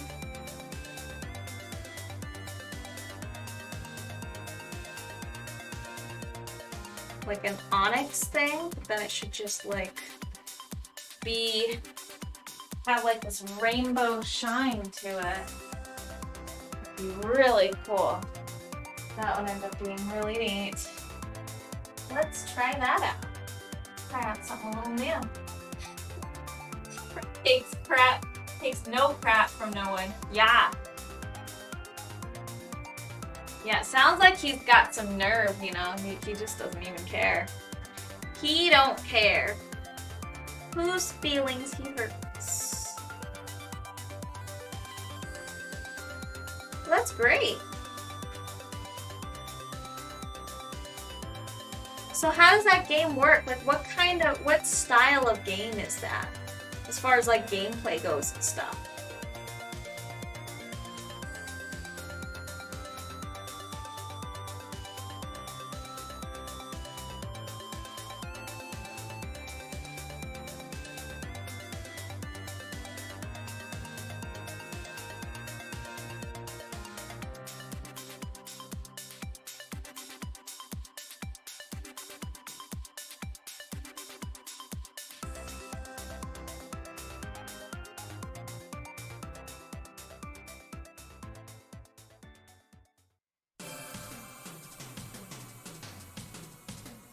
I wonder if the hand cam's actually picking stuff up. Seems like it's doing okay. An okay job of getting an additional angle. Anyway, so yeah. Am I allowed to say my DeviantArt or no? Go for it. Go for it. You can link your DeviantArt. Yeah. Oh, it's a 2D fighter. Okay, that's cool. So like a platform fighter, kind of like maybe like a Smash Bros. Clone sort of thing. I've been hearing a lot of stuff about that that really stupid Nickelodeon fighting game. My gosh, people don't stop talking about it. I never really actually looked into it, so I don't really know anything about it, but it's just funny. It's just kind of hilarious. That's all I have to say about it.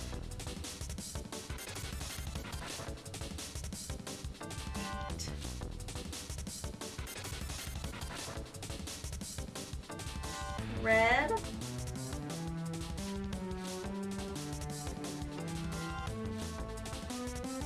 Yellow. Oh, I'm like stepping on the tripod. Sorry, guys.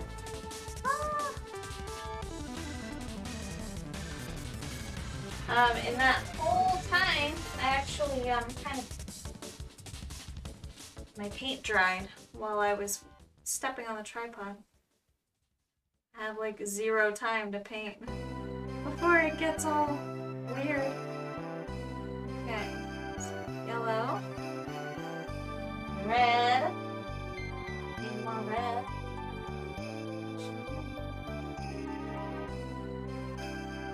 Red, and yellow, and blue. Alright, let's see. Hey Nickelodeon, long story. Basically my DeviantArt is lostphase-001. Oh, you're taking off? Yeah, Nickelodeon kind of is lame.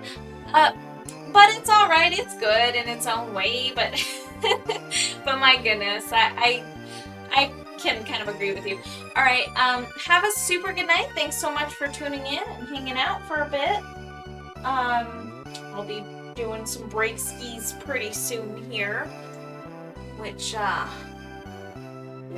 hopefully I can muster up some energy that I don't have yet, but I will have, probably, maybe. Have a super good night. Thanks again for stopping by. I'll have to take a look at that DeviantArt. Gosh, it's been such a long time since I've even been on DeviantArt, to be honest with you. To anybody that could potentially be watching right now, yes, I also have a DeviantArt, but it's been ages since I've actually logged in. And to be completely honest with you, I don't really upload there. And I'm nothing against DeviantArt, I just forget it's there, and well, I mean, I guess I do have some kind of beef, I guess, with DeviantArt. So basically, DeviantArt, the site has always kind of like been really bad, like loading and just like the functionality of the site it loses me because it's just really poorly coded. Everything on that site is just, it struggles to load. And I mean, I guess there's really not much more to say there. Well, it just really struggles to load. Okay, let's see here. A little bit of yellow, I think, would look nice, and a little stripe here.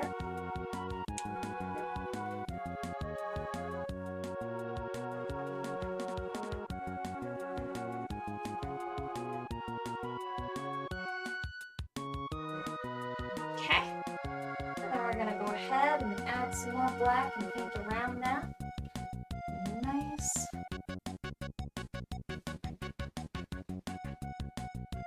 Nice little shine right there.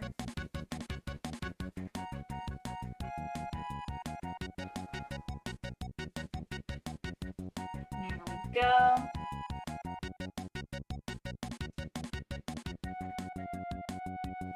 Alright. Now let's see here. Let's kind of look at the white over here. And kind of paint in the shine.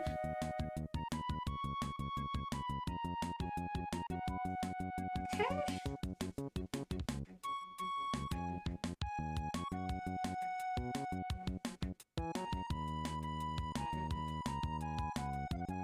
There we are.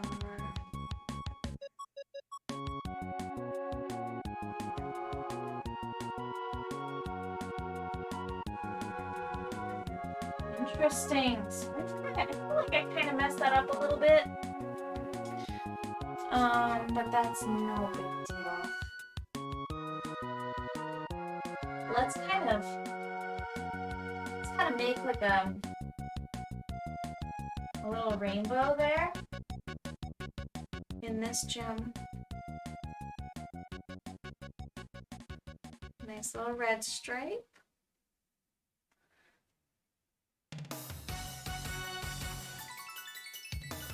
We're gonna make a little orange stripe. Just right up against that. I'm gonna go in for the yellow.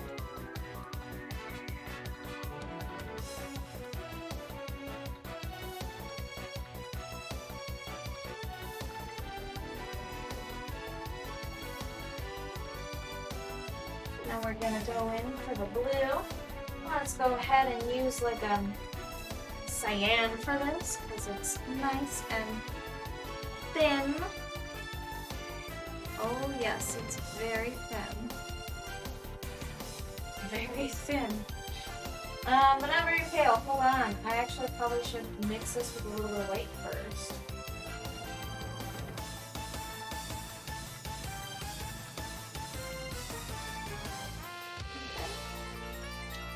A little bit with the yellow.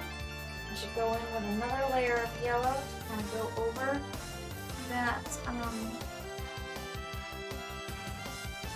stripe right here. Perfect. Alright, and then we can do like a nice little violet. We'll do some red, some blue, and some white. Nice pale violet. In fact, I probably should be using my magenta for this. The magenta will look so much nicer. That would be perfect.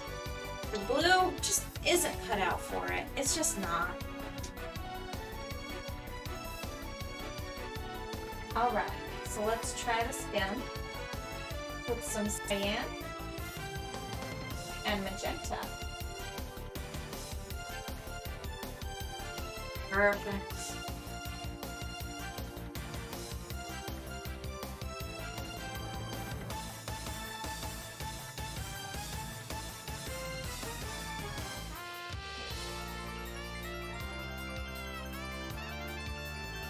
that I should probably make this pretty light.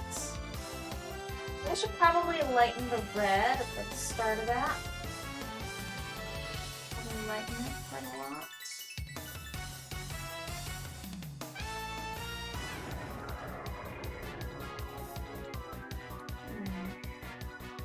That's probably fine. And then, so we did get our violet there. Now let's go ahead and circle that back around and add some magenta again.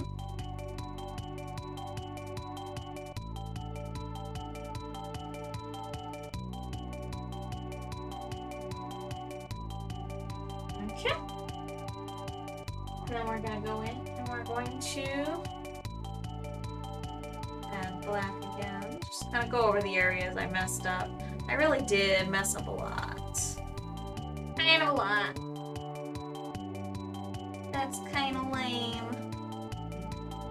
I messed up so much, but that's okay. It happens.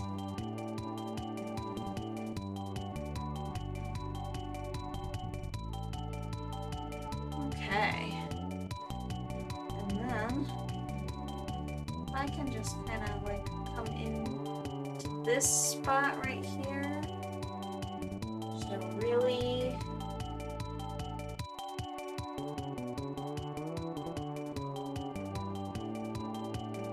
there. Okay, I'm seeing something now. Alright. It's pretty rainbowy there. And then let's go ahead and make this right here darker, like a gray. And then we're going to use our white highlights. We're just gonna kind of do that like right here. Along this line. Big dot right there.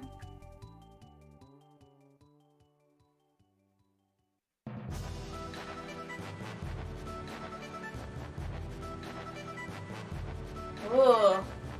So that's that took like so long to do, and it's just this tiny little thing. But I thought it would be really fun. And boy, it was. It was indeed fun. There we are. Super. So we've got our nice little rainbowy looking onyx thing there. Cool. Okay, so I think it's time for a little bit of a break. So I'm going to take 5. But I might be back. It might take a little bit longer because there is something that I need to go take care of. Parent-wise, I need to go take care of my daughter. There's something that she needs right now. So I shall return.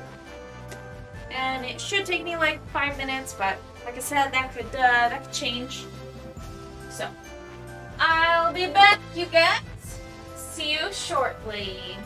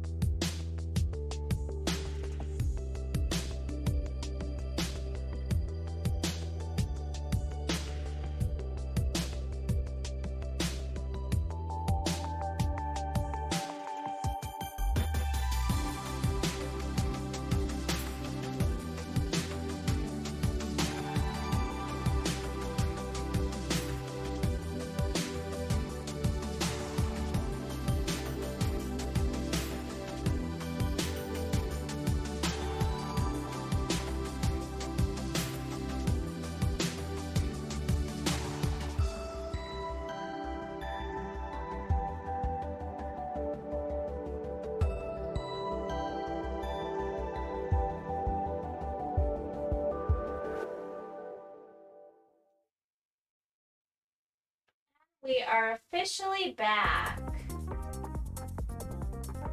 Awesome. So, just in the nick of time too, man. I just got back, like, perfect timing. Okay, so we're still working on these gems over here. I'm pretty happy with the way that the black one with the rainbow reflection turned out. That's actually really, like, it actually turned out kind of nice. I think I want to add more of those. Like, more of those onyx-looking crystals. That would actually be probably really nice. Let's start plotting some out. I like the little rainbow shine that it gives off. The way that that ended up turning out, just... It was satisfying for me. It was a satisfying moment for me. Alright, so I did everything that I needed to do. We're good to keep working on this. I'm just, I'm so excited for, like, the stuff that's coming for Halloween. Like, oh my gosh, I've got so many things to do and so many things to add to the streams. It's gonna be a lot of fun. We've got spiders and candy corn and a terror theme. And the terror theme will only last 2 minutes, so it's timed. My point rewards, I have a lot of different theme switchers, so you can, like, change the theme, but the terror theme will be pretty different compared to the other themes that I have. The other ones just kind of permanently change the theme until it gets switched by somebody else. But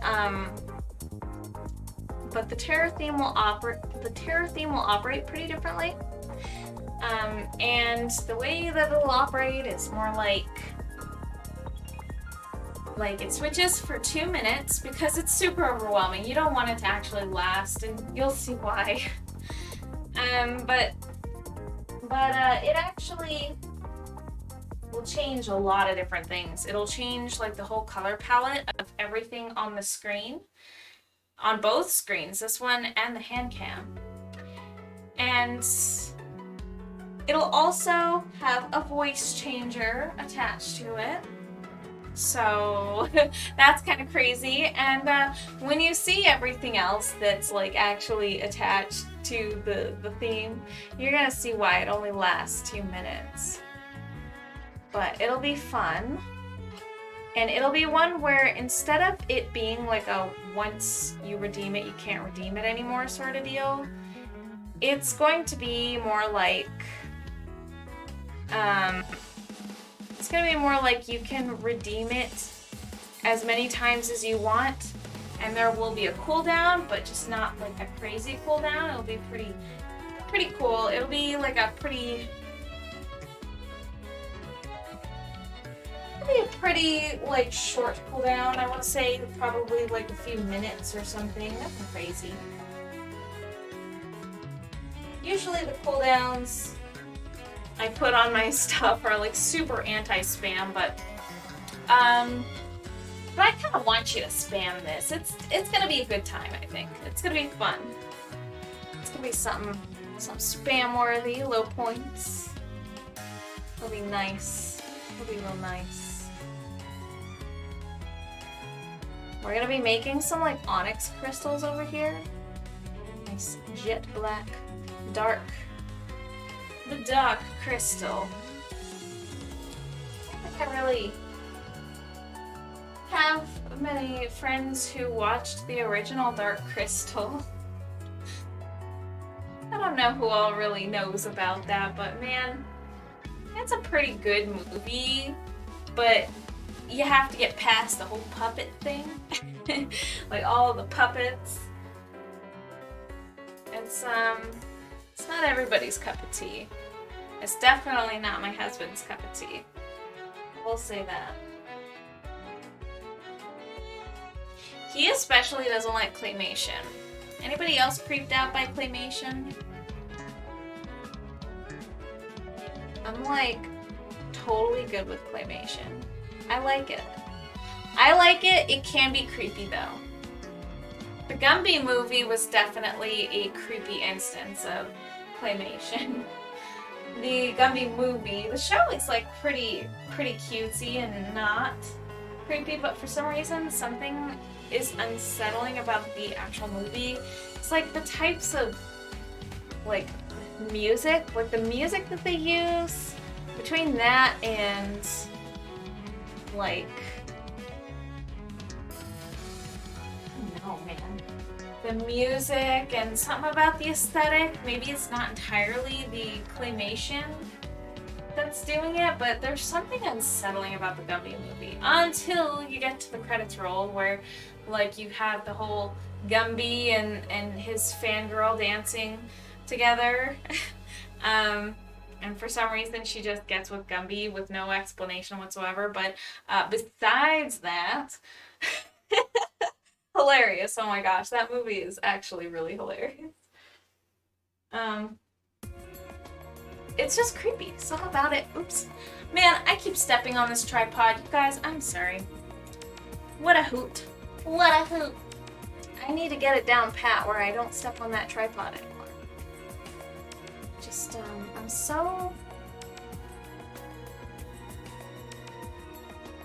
I'm such a spaz. This time of night, though, I'm just really tired. Lately, I have not been up at these hours that I am like normally up at. Yeah, let's try and get some of that onyx in there. I like some pretty gemstones over here. Okay. I'm definitely going to add some more that are like this. It's such a subtle thing, but it adds so much, I feel. It was such a small, subtle decision, but I feel like it adds kind of a lot. So there is something that I kind of wanted to add in the background over here. Something like some mountainous peaks or something. I wasn't really sure, but I do want to try it. I would like to. Let's go ahead and kind of make like it's almost like a yellowish, a skin tone, but like a little bit more yellow, like a natural color. Let's try to make something natural and pale as well. I think I'm making the color right now. This brush is serving me very well. It's kind of like a medium, small filbert brush. And this time around I've only used it and like no other brushes. So that's kind of crazy. Alright, so let's kind of start like painting this out. I really don't know like if this is gonna look that good. But we're gonna like kind of add some peaks in the background. I just feel like there needs to be some kind of grounding. Like there needs to be some kind of ground out in the distance. You know what I mean?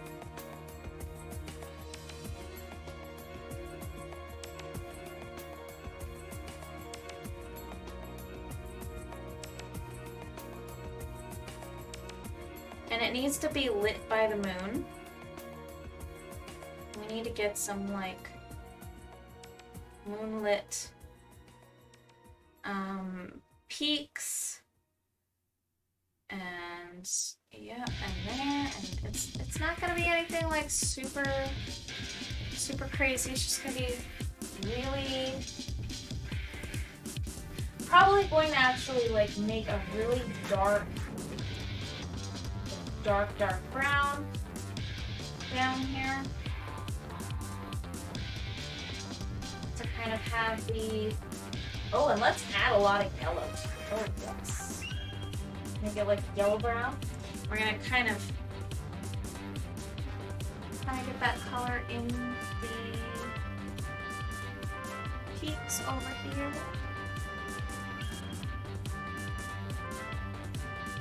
Where we are.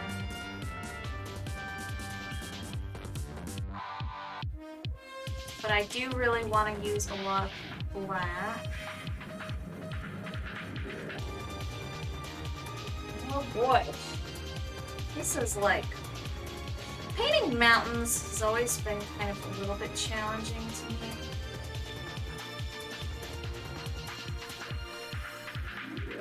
Definitely not a pro with the landscapes. I could definitely use practice. No doubt. Nothing wrong with that. There's really nothing wrong with practice. Okay. Super awesome. And then I think it'll be good to lighten that color, and I'll start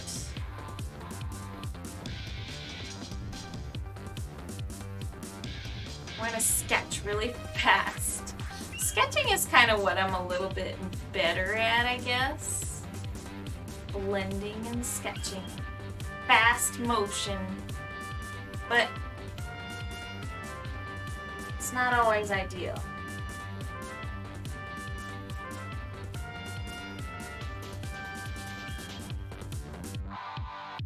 I need to make kind of like this rocky, rugged texture.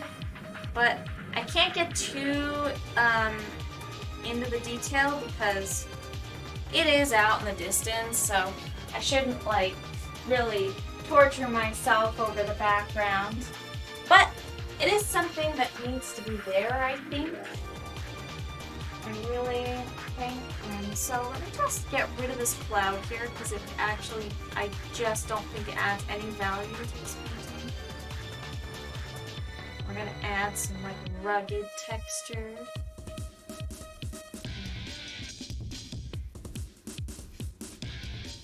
Go.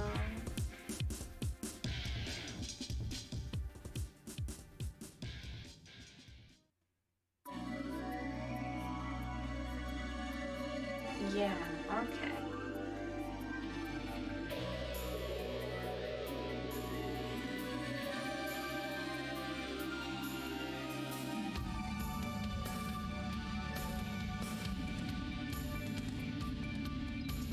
Alright, let's kind of like rub it with our fingers because we're savages like that. And that's just how we paint. There's nothing wrong with that. Nothing wrong with painting like a little bit of a lunatic. It's totally okay. Although I kind of want to add like some shadow right there. There we go. Okay.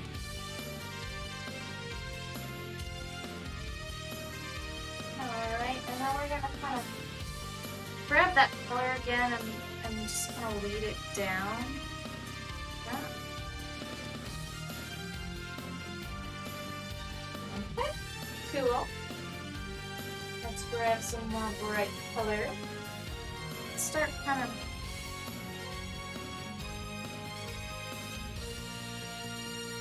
getting our thin line and our detail up top. Get some bright colors and we kind of drag them down here as well.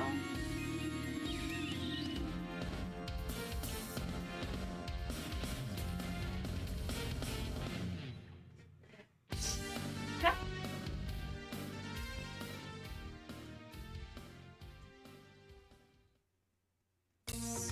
Super thin line.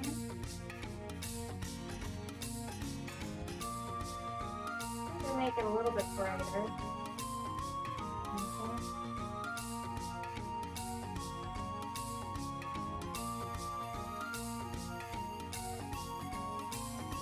There's actually too many colors going on in my brush right now that it's actually like starting to look really, really mucked up. So let's refresh that just a little bit.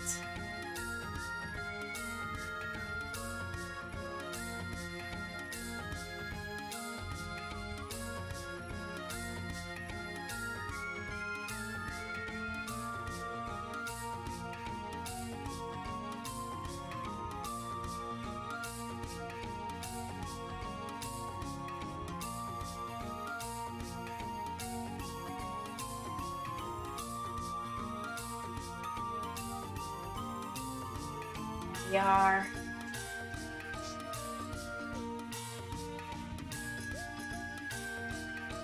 And I do think that darkening it up quite a bit with some black again isn't such a bad idea.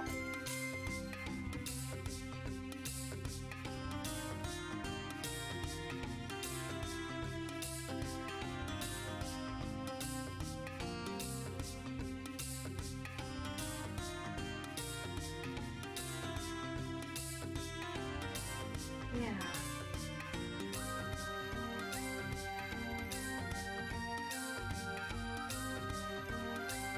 There we are. So we've got some like moonlit mountain peaks out in the distance over here. It's nice that they're there.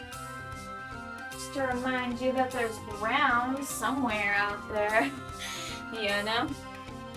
But I do think that with the lightened up parts, I think I kind of need to add some more with the vertical lines.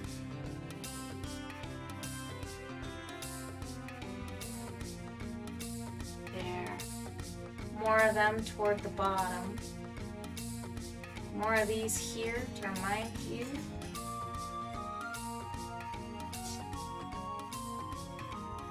That the moonlight is bouncing off of two peaks. Okay, let's take a look at it, and the thumbnail view is not too bad. I do feel like I need to add a little bit more in the background. Not too bad. Not too terrible. Although I do think the pan cam kind of needs to be reoriented just a little so that we can see everything that I'm working on. I think a little better, a little bit. Not perfect, but a little better. Alright. So let's go ahead and kind of work on the background and kind of add some more mountain peaks in the background. And mix up some light colors. And I think I kind of want to erase some of those clouds, I guess.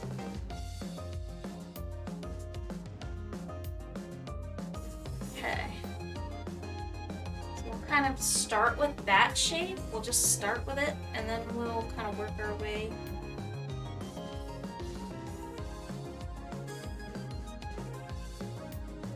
We'll work our way into like kind of more mountainous.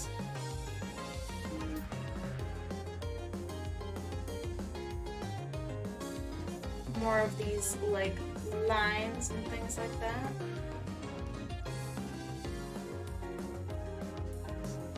Cool. There we are. Just keep it going. Add some more browns. A bit of a brown color here. With some vermilion.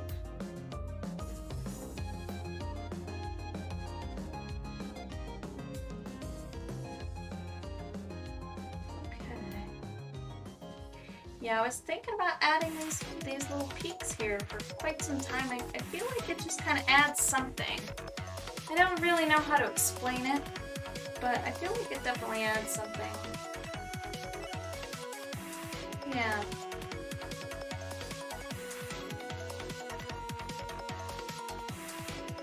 Could be completely all in my head. stones.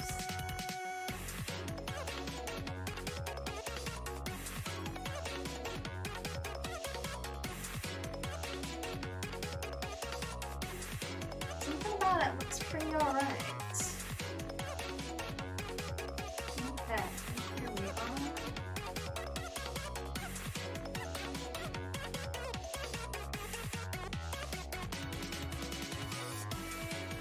And then I am definitely going to go over this. We're just going to go ahead and erase a little bit of that and then probably just go over it. And I'll probably end up making another crystal over it, but just for now, we're just going to kind of erase that. It's not really adding much value to the painting, to the image, to the picture. Doesn't really add much.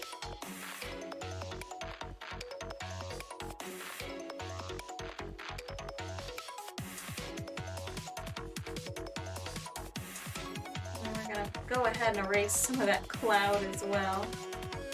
And that cloud can just go away and disappear. And we're not gonna miss it. It's gonna be just fine without it. Okay. And then I think I definitely want to use some darker colors, black in there as well. I'm just going to go ahead and go our darkest black.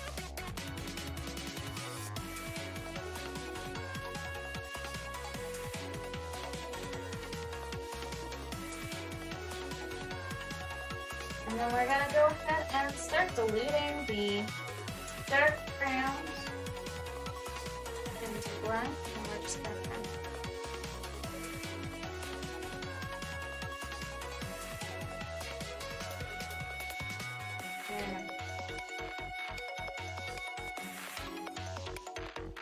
I don't really know what I'm doing. I'm totally narrating it, but you guys, that doesn't mean I know what I'm doing. Just so you know. I'm just kind of following what my subconscious tells me. I know I always say that, but it's true. It's not perfect. It's really not. I don't have photo reference for these mountains, which I could probably stand to use, to be completely honest with you. Like, my mountains really aren't that good. I ain't no Bob Ross. I'll tell you that. But I enjoy trying. And just kind of let my mind do what it does.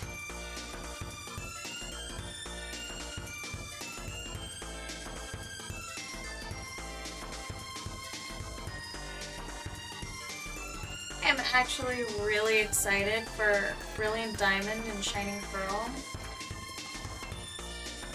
I don't know if you all has been following that, but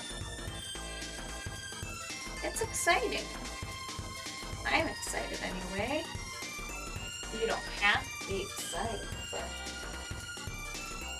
you know, it's just makes sense if you are. I am pretty excited though. My daughter, she doesn't know enough about 4th gen Pokemon, and I feel like she's really going to get to know them because I am going to play probably Shining Pearl. Back in the day, I got Pearl version. I loved that game so much. I clocked 999 hours and 59 minutes, 99 seconds. Sorry, 59 seconds. On it. And it's a good game. You know, I did a lot of shiny hunting in that game. And I mean, like, seriously, like, a lot.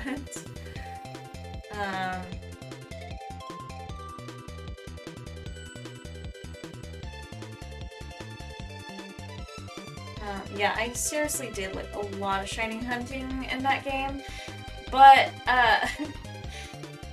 Like, some of it was the Poke Radar, and some of it was just like... Oh, shoot, you guys, I'm sorry. I'm just so focused on the painting.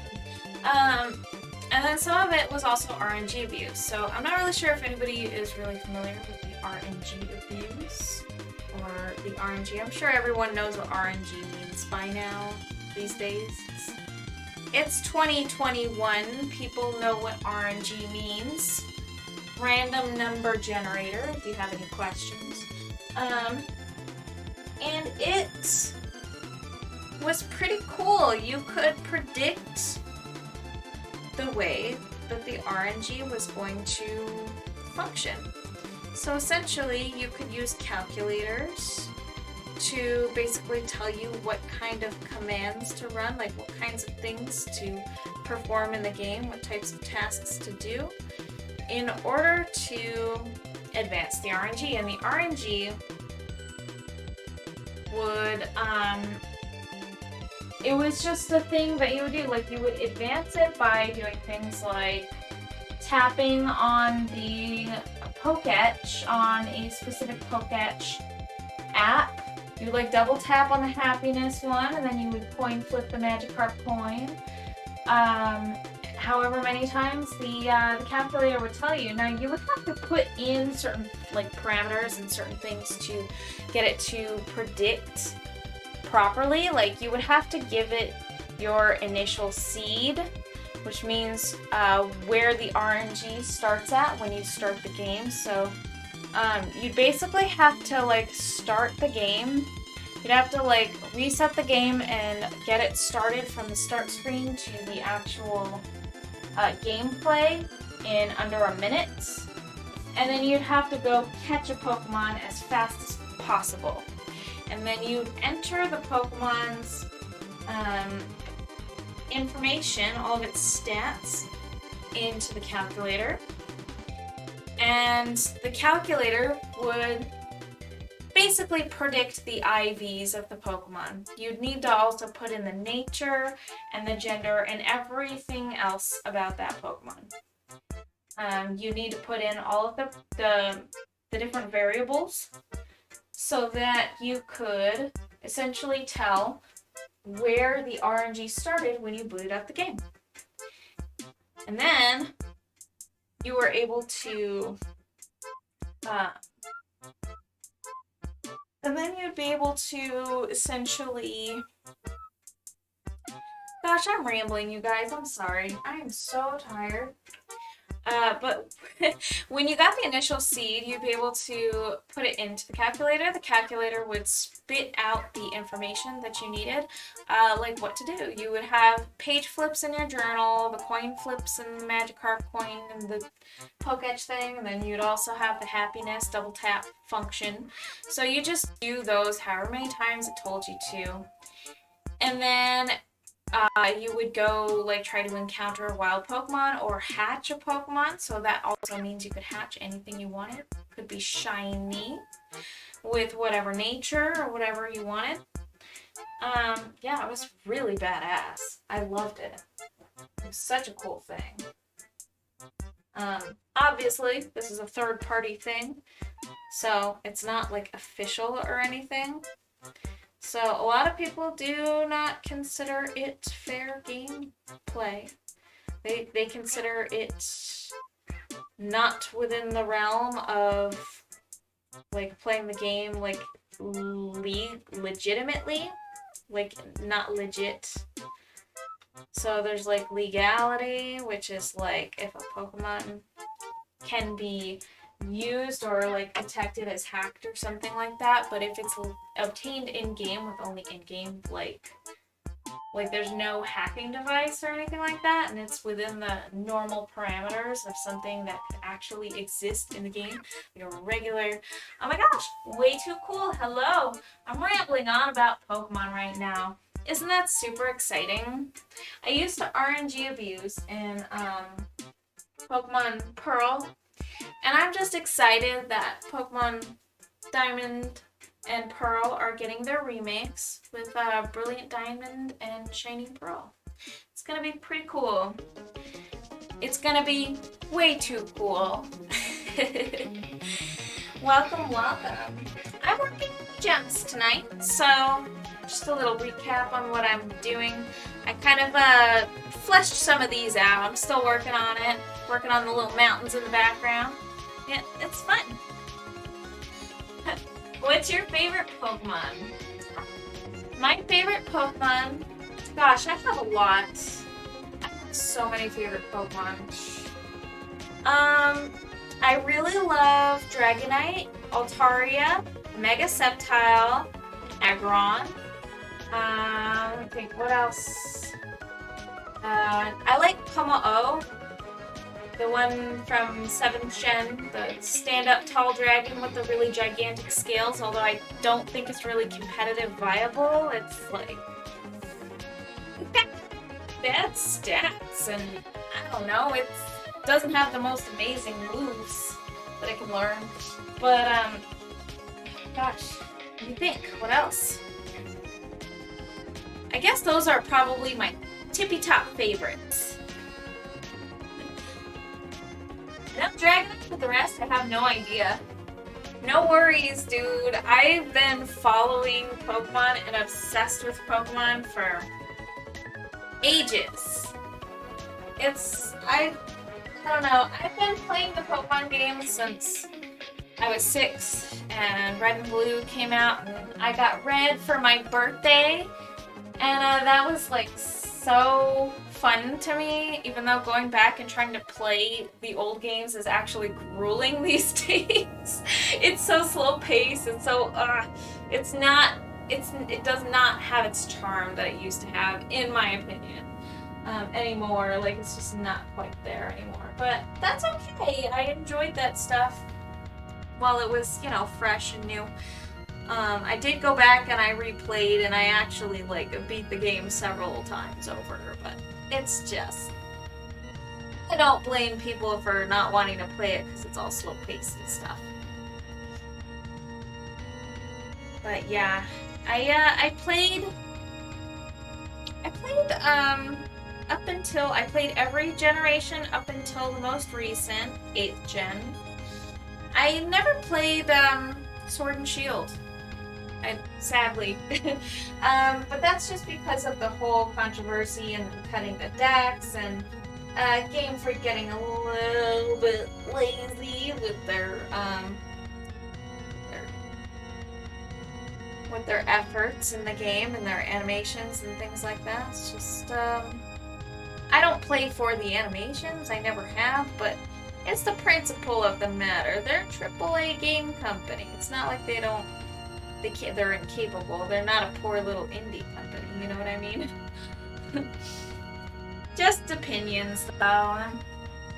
Do you consider yourself a big gamer? I wouldn't say like a big gamer. I mean, I know my share of games, but I'm not like, I wouldn't say that I'm a big gamer, especially since kind of later in life I kind of started like falling off of games quite a bit, but there are a lot of games I have played. A lot of particularly older Nintendo games. I used to play a lot of like Super Nintendo, N64, GameCube. I played plenty of Wii. I kind of started falling off right around the late Wii into Wii U, and I have a Switch. I also had the Game Boy, the first original Game Boy, the brick. I also had Game Boy Color, the Game Boy Advance and Advance SP. I had a DS Lite. I still have all of that. I still have my DS Lite. 3DS. I had 2 3DSs. I have 3 3DSs. Holy crap. So my first 3DS started doing this thing where like it started just inflating all of its batteries. Like all the batteries that you put in, they just inflate like a balloon. and they stop working, and the charging is weird on it, so it's like become hazardous to use, I feel. And then, let me think. And then I got a replacement for that DS, refurbished, and it's okay. And then they came out with the 3DS XL, and I was like, I have to get that big screen, unga bunga. And then ooh, like, you know, my monkey brain's like, big screen, awesome. So I went ahead and I got it. But also, it's pretty cool because it has that little extra thing on the side, the little eraser nub thing where you can control camera. So I played Monster Hunter 4 Ultimate on that, and also Monster Hunter Generations? No, I played Monster Hunter 3 Ultimate, Monster Hunter 4 Ultimate, and I can't remember. Was that Generations? I can't remember, honestly. But yeah, I do have a Switch, yes. I'm sure that answered that question. Yes, I do. What are your favorite games for the Switch? Do you have any big favorites that are way too cool?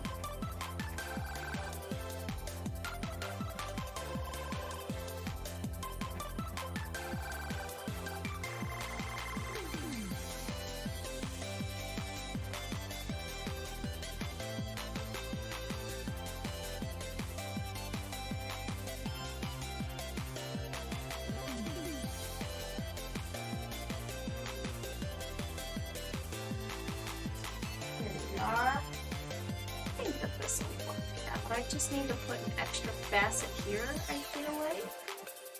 Just a bit of a facet right.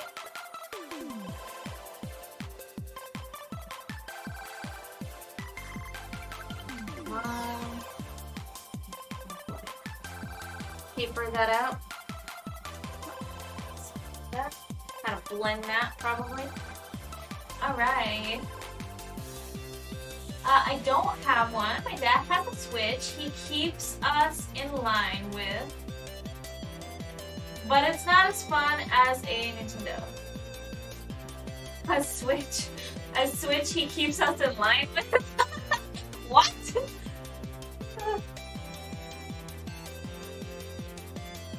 I'm not sure I understood that. Was that a joke? Interesting.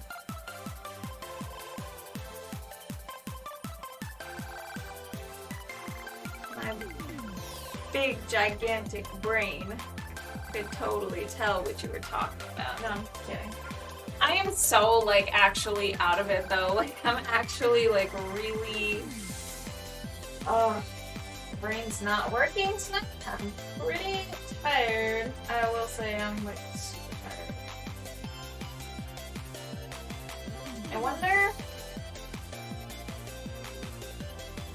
wonder what I can do to prepare myself for these late streams.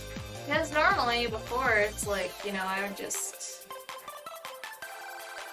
kind of like have no problem with it, considering I'd stay up all night anyways, but lately I've actually been like sleeping like a normal person. So it's been like actually difficult. It's been a challenge for me to actually be awake. Oh man. It's okay. Mine is the same sometimes. I feel really slow at times. Yeah, it's unfortunate that that happens. It's no fun, really. But it's all good. I'm not too worried about it. I'm just a little bit slow for the streaming, you know, slow for the show. Sometimes I'm snappy and I'm on my game, but like tonight, I'm just like, I don't know, man. I'm so like out of it. It's crazy. It's pretty crazy. It's unfortunate that that happens, man. I wish we could just like snap into it on command, you know? That would be a dream.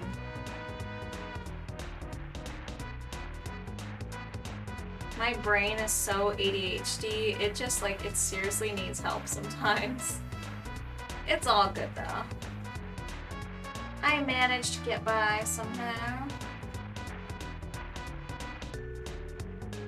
Not too terrible. I'm just kind of like winging it with these like gems over here. I don't know what I'm doing. But does it look like I know what I'm doing? I sometimes wonder if it does. Maybe I have you all fooled. Really winging it, I promise you guys. I don't know what I'm doing. So tired. You're up all night? I used to be up all night. Used to pull all-nighters, and sometimes I still do. Just trying to work in my shop and get some stuff done. And lately, though, I've been more kind to myself and actually getting some sleep. I do still have to wake up in the morning, so it's really hard on me to actually stay up. So it's like actually catching up to me. So for the past couple of years, I've been kind of like neglecting my sleep, and most nights I would get like, I don't know, between like 4 to like, I think for the first year I was doing it, I think I averaged 3 to 4 hours of sleep a night. And then kind of like last year, I'll say it was probably like 4 to 6 hours. And it's seriously catching up to me now. Like, I actually get very, very tired now. I've lost a lot of my ability to do that. Probably because I abused it. It's not good. It's not good to do that. But I did it because it's the only time, nighttime is the only time that I have to myself in this household. I'm a mother. So during the day, I am watching my small child. And she is quite the handful, but everything starts super early. So she wakes up like 6 a.m. bright and early, gets me out of bed, and I gotta tend to her, and it's like no sleep zone, for me. But I'm starting to get kind of older, and it's harder to keep up on that. I remember you recently got married. Yes, I did. I got married almost exactly a year ago. We're 2 more days. 2 more days is our anniversary. Isn't that crazy? It's been a while, huh? It's been a while that we've been streaming. It doesn't seem like it's been that long, has it? I mean, my goodness, it's been a while. Very cool. Oh, the scorpions, that's right. And you make items from scorpions. Yes, that was very cool. The scorpions, we've been seeing less of them in the house and more of them in the yard, so I think that's a good thing. They know their place now. You guys went on a cruise or something, or stayed at a vacation place? So we went to Sedona. You have very good memory. Wow, it's been a while, and you remember all that. That's great. So we went to Sedona. That's where we ended up getting married. Beautiful Sedona. Fantastic place. Absolutely gorgeous. And it was really nice. It seriously was. For our honeymoon, it wasn't really super, like, fantastic or anything. We stayed there, like, for one night. And then we went kayaking. Yeah, that's what we did. We went straight to kayaking, and then we came home. So it was pretty simple, but it was a really fun getaway. And it did cost a lot of money for even just that little bit. I've never been on a cruise before, but dude, that sounds amazing. I love a cruise. Yeah. All right, let's see. There is no Arizona, no Grand Canyon, no Sedona, and no cacti, and no 120-degree heat. Wouldn't that be a dream? Okay, I would like that. I would like it if there was no Arizona. Please. Please grant my wish. It's so hot here. Actually, right now, and this year, the weather is so nice.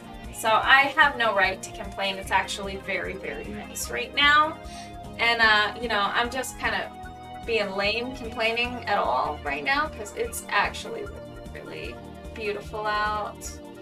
The weather's finally cooling off for once. And also, I did mention this year has graced us with good weather. So that's absolutely true. We have had monsoons out the wazoo this year. It's crazy. We have had so many monsoons. It's to a point where, all of this life that we didn't know existed just kind of, blossomed and, sprung out of nothing. And it's just insane. We just didn't know all this stuff was alive out here. It's crazy. I can't believe it's been that long. Oh my gosh. And I started off with the Twilight Dragon. I think that's what I was painting when we talked about all that stuff. That's great. Alright. Are you not familiar with that song? No, I've never heard of a song that sounds like that. That actually sounds funny. Is it a parody song? It sounds funny. Sounds entertaining. Let's mix up a nice brown. Hello. I am not familiar with any such song, but that sounds like it would be pretty hilarious.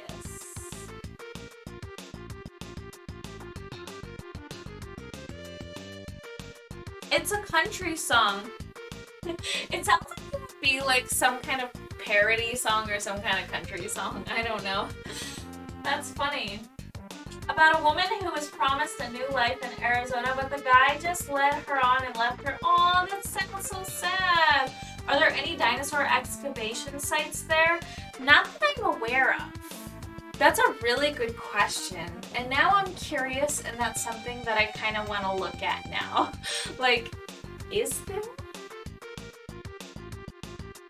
I have no idea. Pretty much zero clue.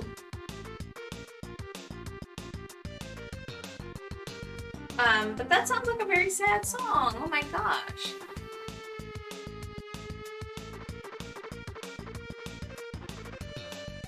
Us Arizonans always breaking people's hearts. I'm kidding. But, that song sounds sad. Sometimes songs affect me emotionally. Sometimes really sad songs actually make me, really sad. Especially if it's something, that heavy, I don't know. I get affected. Legitimately, I get, affected by music sometimes. It's kind of silly. What music do you like? It's a really pretty song, but it's kind of sad. Yeah, it sounds really sad. It does. Music that I listen to? I gotta be honest, it's been a while since I've really sat down and listened to music. Most of the stuff I hear during the day is just baby tunes all day long, and trust me, it drives me insane. But the music that I like to listen to, I like rock.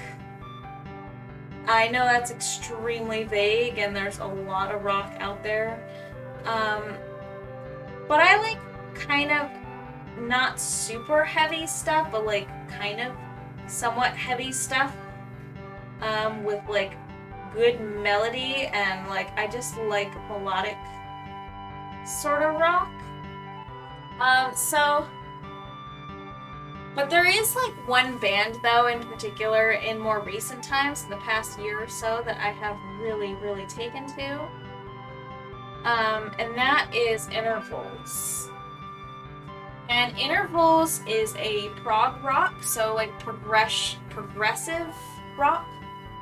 So they are like purely instrumental, but their music is so good. It's extremely artistic, and there's no lyrics in it. So to me, like a few years ago, that would have sounded mega boring. But I've taken such a liking to it, especially theirs. Yeah, I mean, I tried to listen to some other prog rock, and nothing really does it for me, but their music, when I was introduced to them, to their music, I was just like blown away, and I had to get all their songs, and I did. And I'm also going to see them in concert December 1st in Phoenix, and it's gonna be so awesome. I'm super excited about it. Yeah, Baby Shark, basically that's I've listened to Baby Shark so much, and I've listened to every other Baby song you can even fathom and imagine, and I probably have every single Baby song out there memorized now, because it's like my whole life, man. It's crazy. Okay, yeah, for like years too. Like Deftones, maybe Deftones. I have heard of Deftones, but I can't really recall their music. But yeah, they're prog rock, and my gosh, I love their music. It sounds so fantastic. They have a pretty new album that came out last year. I forget what the album name is called. I think it's String Theory. I think that's the name of the whole album, and it's also a name of one of the tracks on there. It's extremely well written. Man, that music is so good. It is ear candy. I just you can just like listen to it and just like go into another dimension. I swear, it's so good. I don't even know how to describe, like, it's just really good music. It's just so artistic, and they have such a good grasp on like music theory, and they just know what's pleasing to the ear somehow. Like, they just know. They don't need anything. They just know. By they, I mean like the mastermind of the whole band.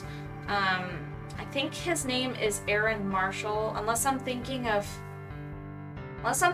something else like Proco or something, because I listen to them too, and like, yeah, no, I think it's Aaron Marshall. But the reason that it's easy for me to mix up is because there's like there's a Marshall Vandruff and I don't remember. Stan Prokopenkos. Okay, so I'm just getting weird stuff mixed up because it's the name Marshall. Totally disregard me. But because I listen to like a podcast that's like art related, and those are those people, like the Proco team, and I was getting them mixed up for a second there. But we're back on track. Yes. Aaron Marshall is the mastermind of Intervals, and he has like an incredible knack for music theory. Like, he knows what he's doing, you know? Like, he totally knows what he's doing. It's awesome. Is this their music playing now? No, this is all video game music. I did actually play one of their tracks in one of my time-lapse videos. So the first time-lapse video that I created was the Twilight Dragon painting. I'm sure you're familiar with the first painting that I worked on the stream. I believe that's when we spoke. Let me go ahead and link it to it. if you want to end up looking at that. Whether that's now or later. I think if I go bit.ly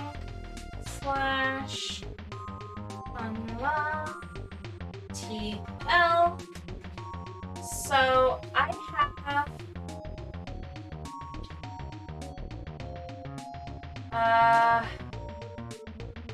try this link, bit.ly/sunlatl. That should lead you to my time-lapse playlist on YouTube. And the first video on there is the time-lapse for Twilight Dragon.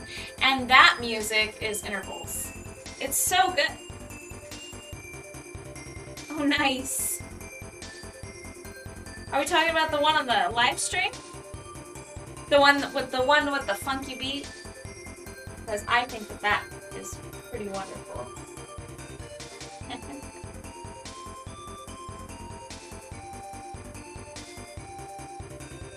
Yeah, the one with the funky beat that we were just listening to on the live stream, that one was Kirby. It was a Kirby one. I can't remember specifically what it was, but that was a Kirby soundtrack. Your painting is so good. Oh, thank you. Yeah, the one with the funky beat and the funky bass. Fun stuff, right? Pretty fun. But I appreciate you. That is very, very sweet of you. It means the world to me. I really try hard with my paintings. I'm trying to get better too. I'm trying to improve the best that I can.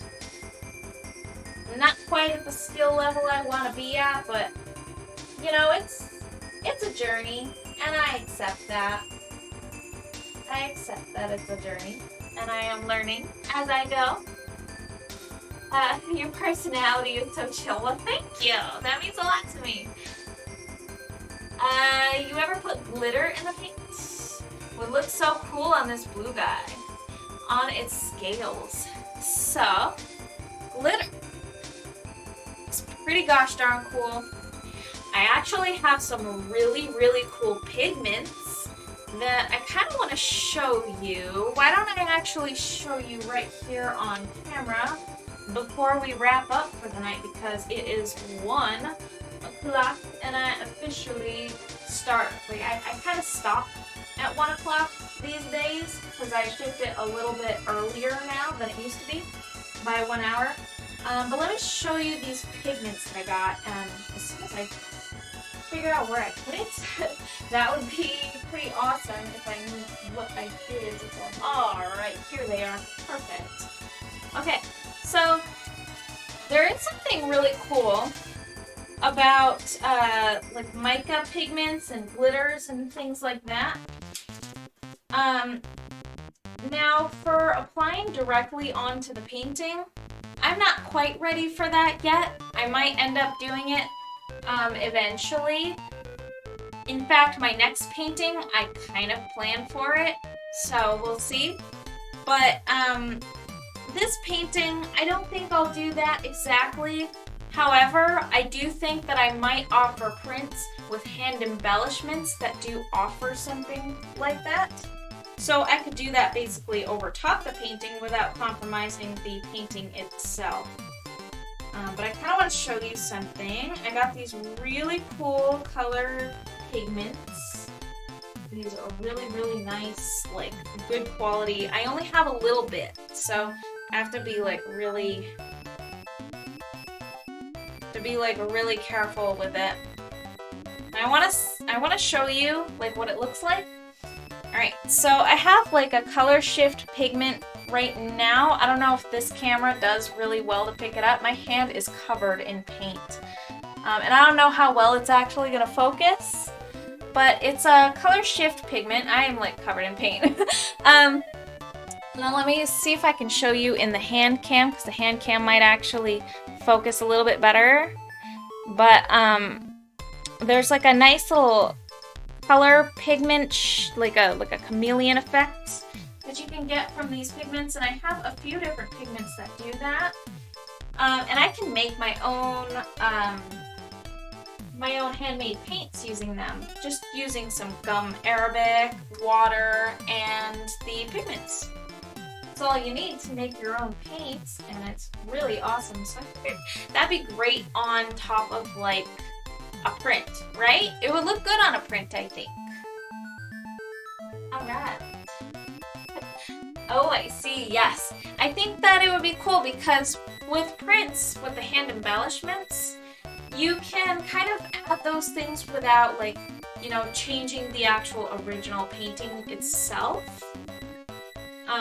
Yeah, but I do think that it would look really awesome, I think, just painted onto a print.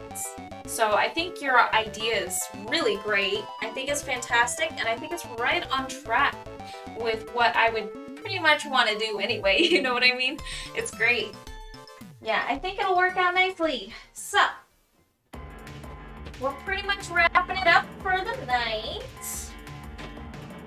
I don't really think that we have many people here for a raid, and let me see if anybody's online anyways. Let's give it a look.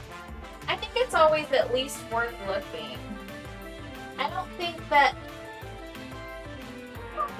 there's really many people that I follow that... Oh, hey! So how do you guys feel about raiding Super Ninbao? I think I kind of want to go chill on his stream anyways. So he's a retro game person. Do you like retro gamers? Do you like retro video games? It looks like tonight he is playing Parasite Eve. I've never heard of that, so I don't know what to expect. Alright, very cool. I mean, way too cool, right? Awesome. Yeah, well, it's nice to hang out with you too. Way too cool. You're awesome. Thank you so much for hanging out with me and being here. It's been a while, and I love the updates and just, yeah, just chatting with you again. It's good. It's awesome. And thank you so much. Yes, it's gonna take a while, but I'm super excited about the way that it's actually turning out. Yeah, I'm pretty happy. Thank you so much. All right, let's go raid him. Let's do this. Hold on, I have to type in the command. And we have to make sure that it actually works. I'm going through OBS right now, and I will say, it's extremely slow for some reason. Probably because I have so many things running at once. Raid Super Ninbao. Alright, let's go do a raid. Have a super amazing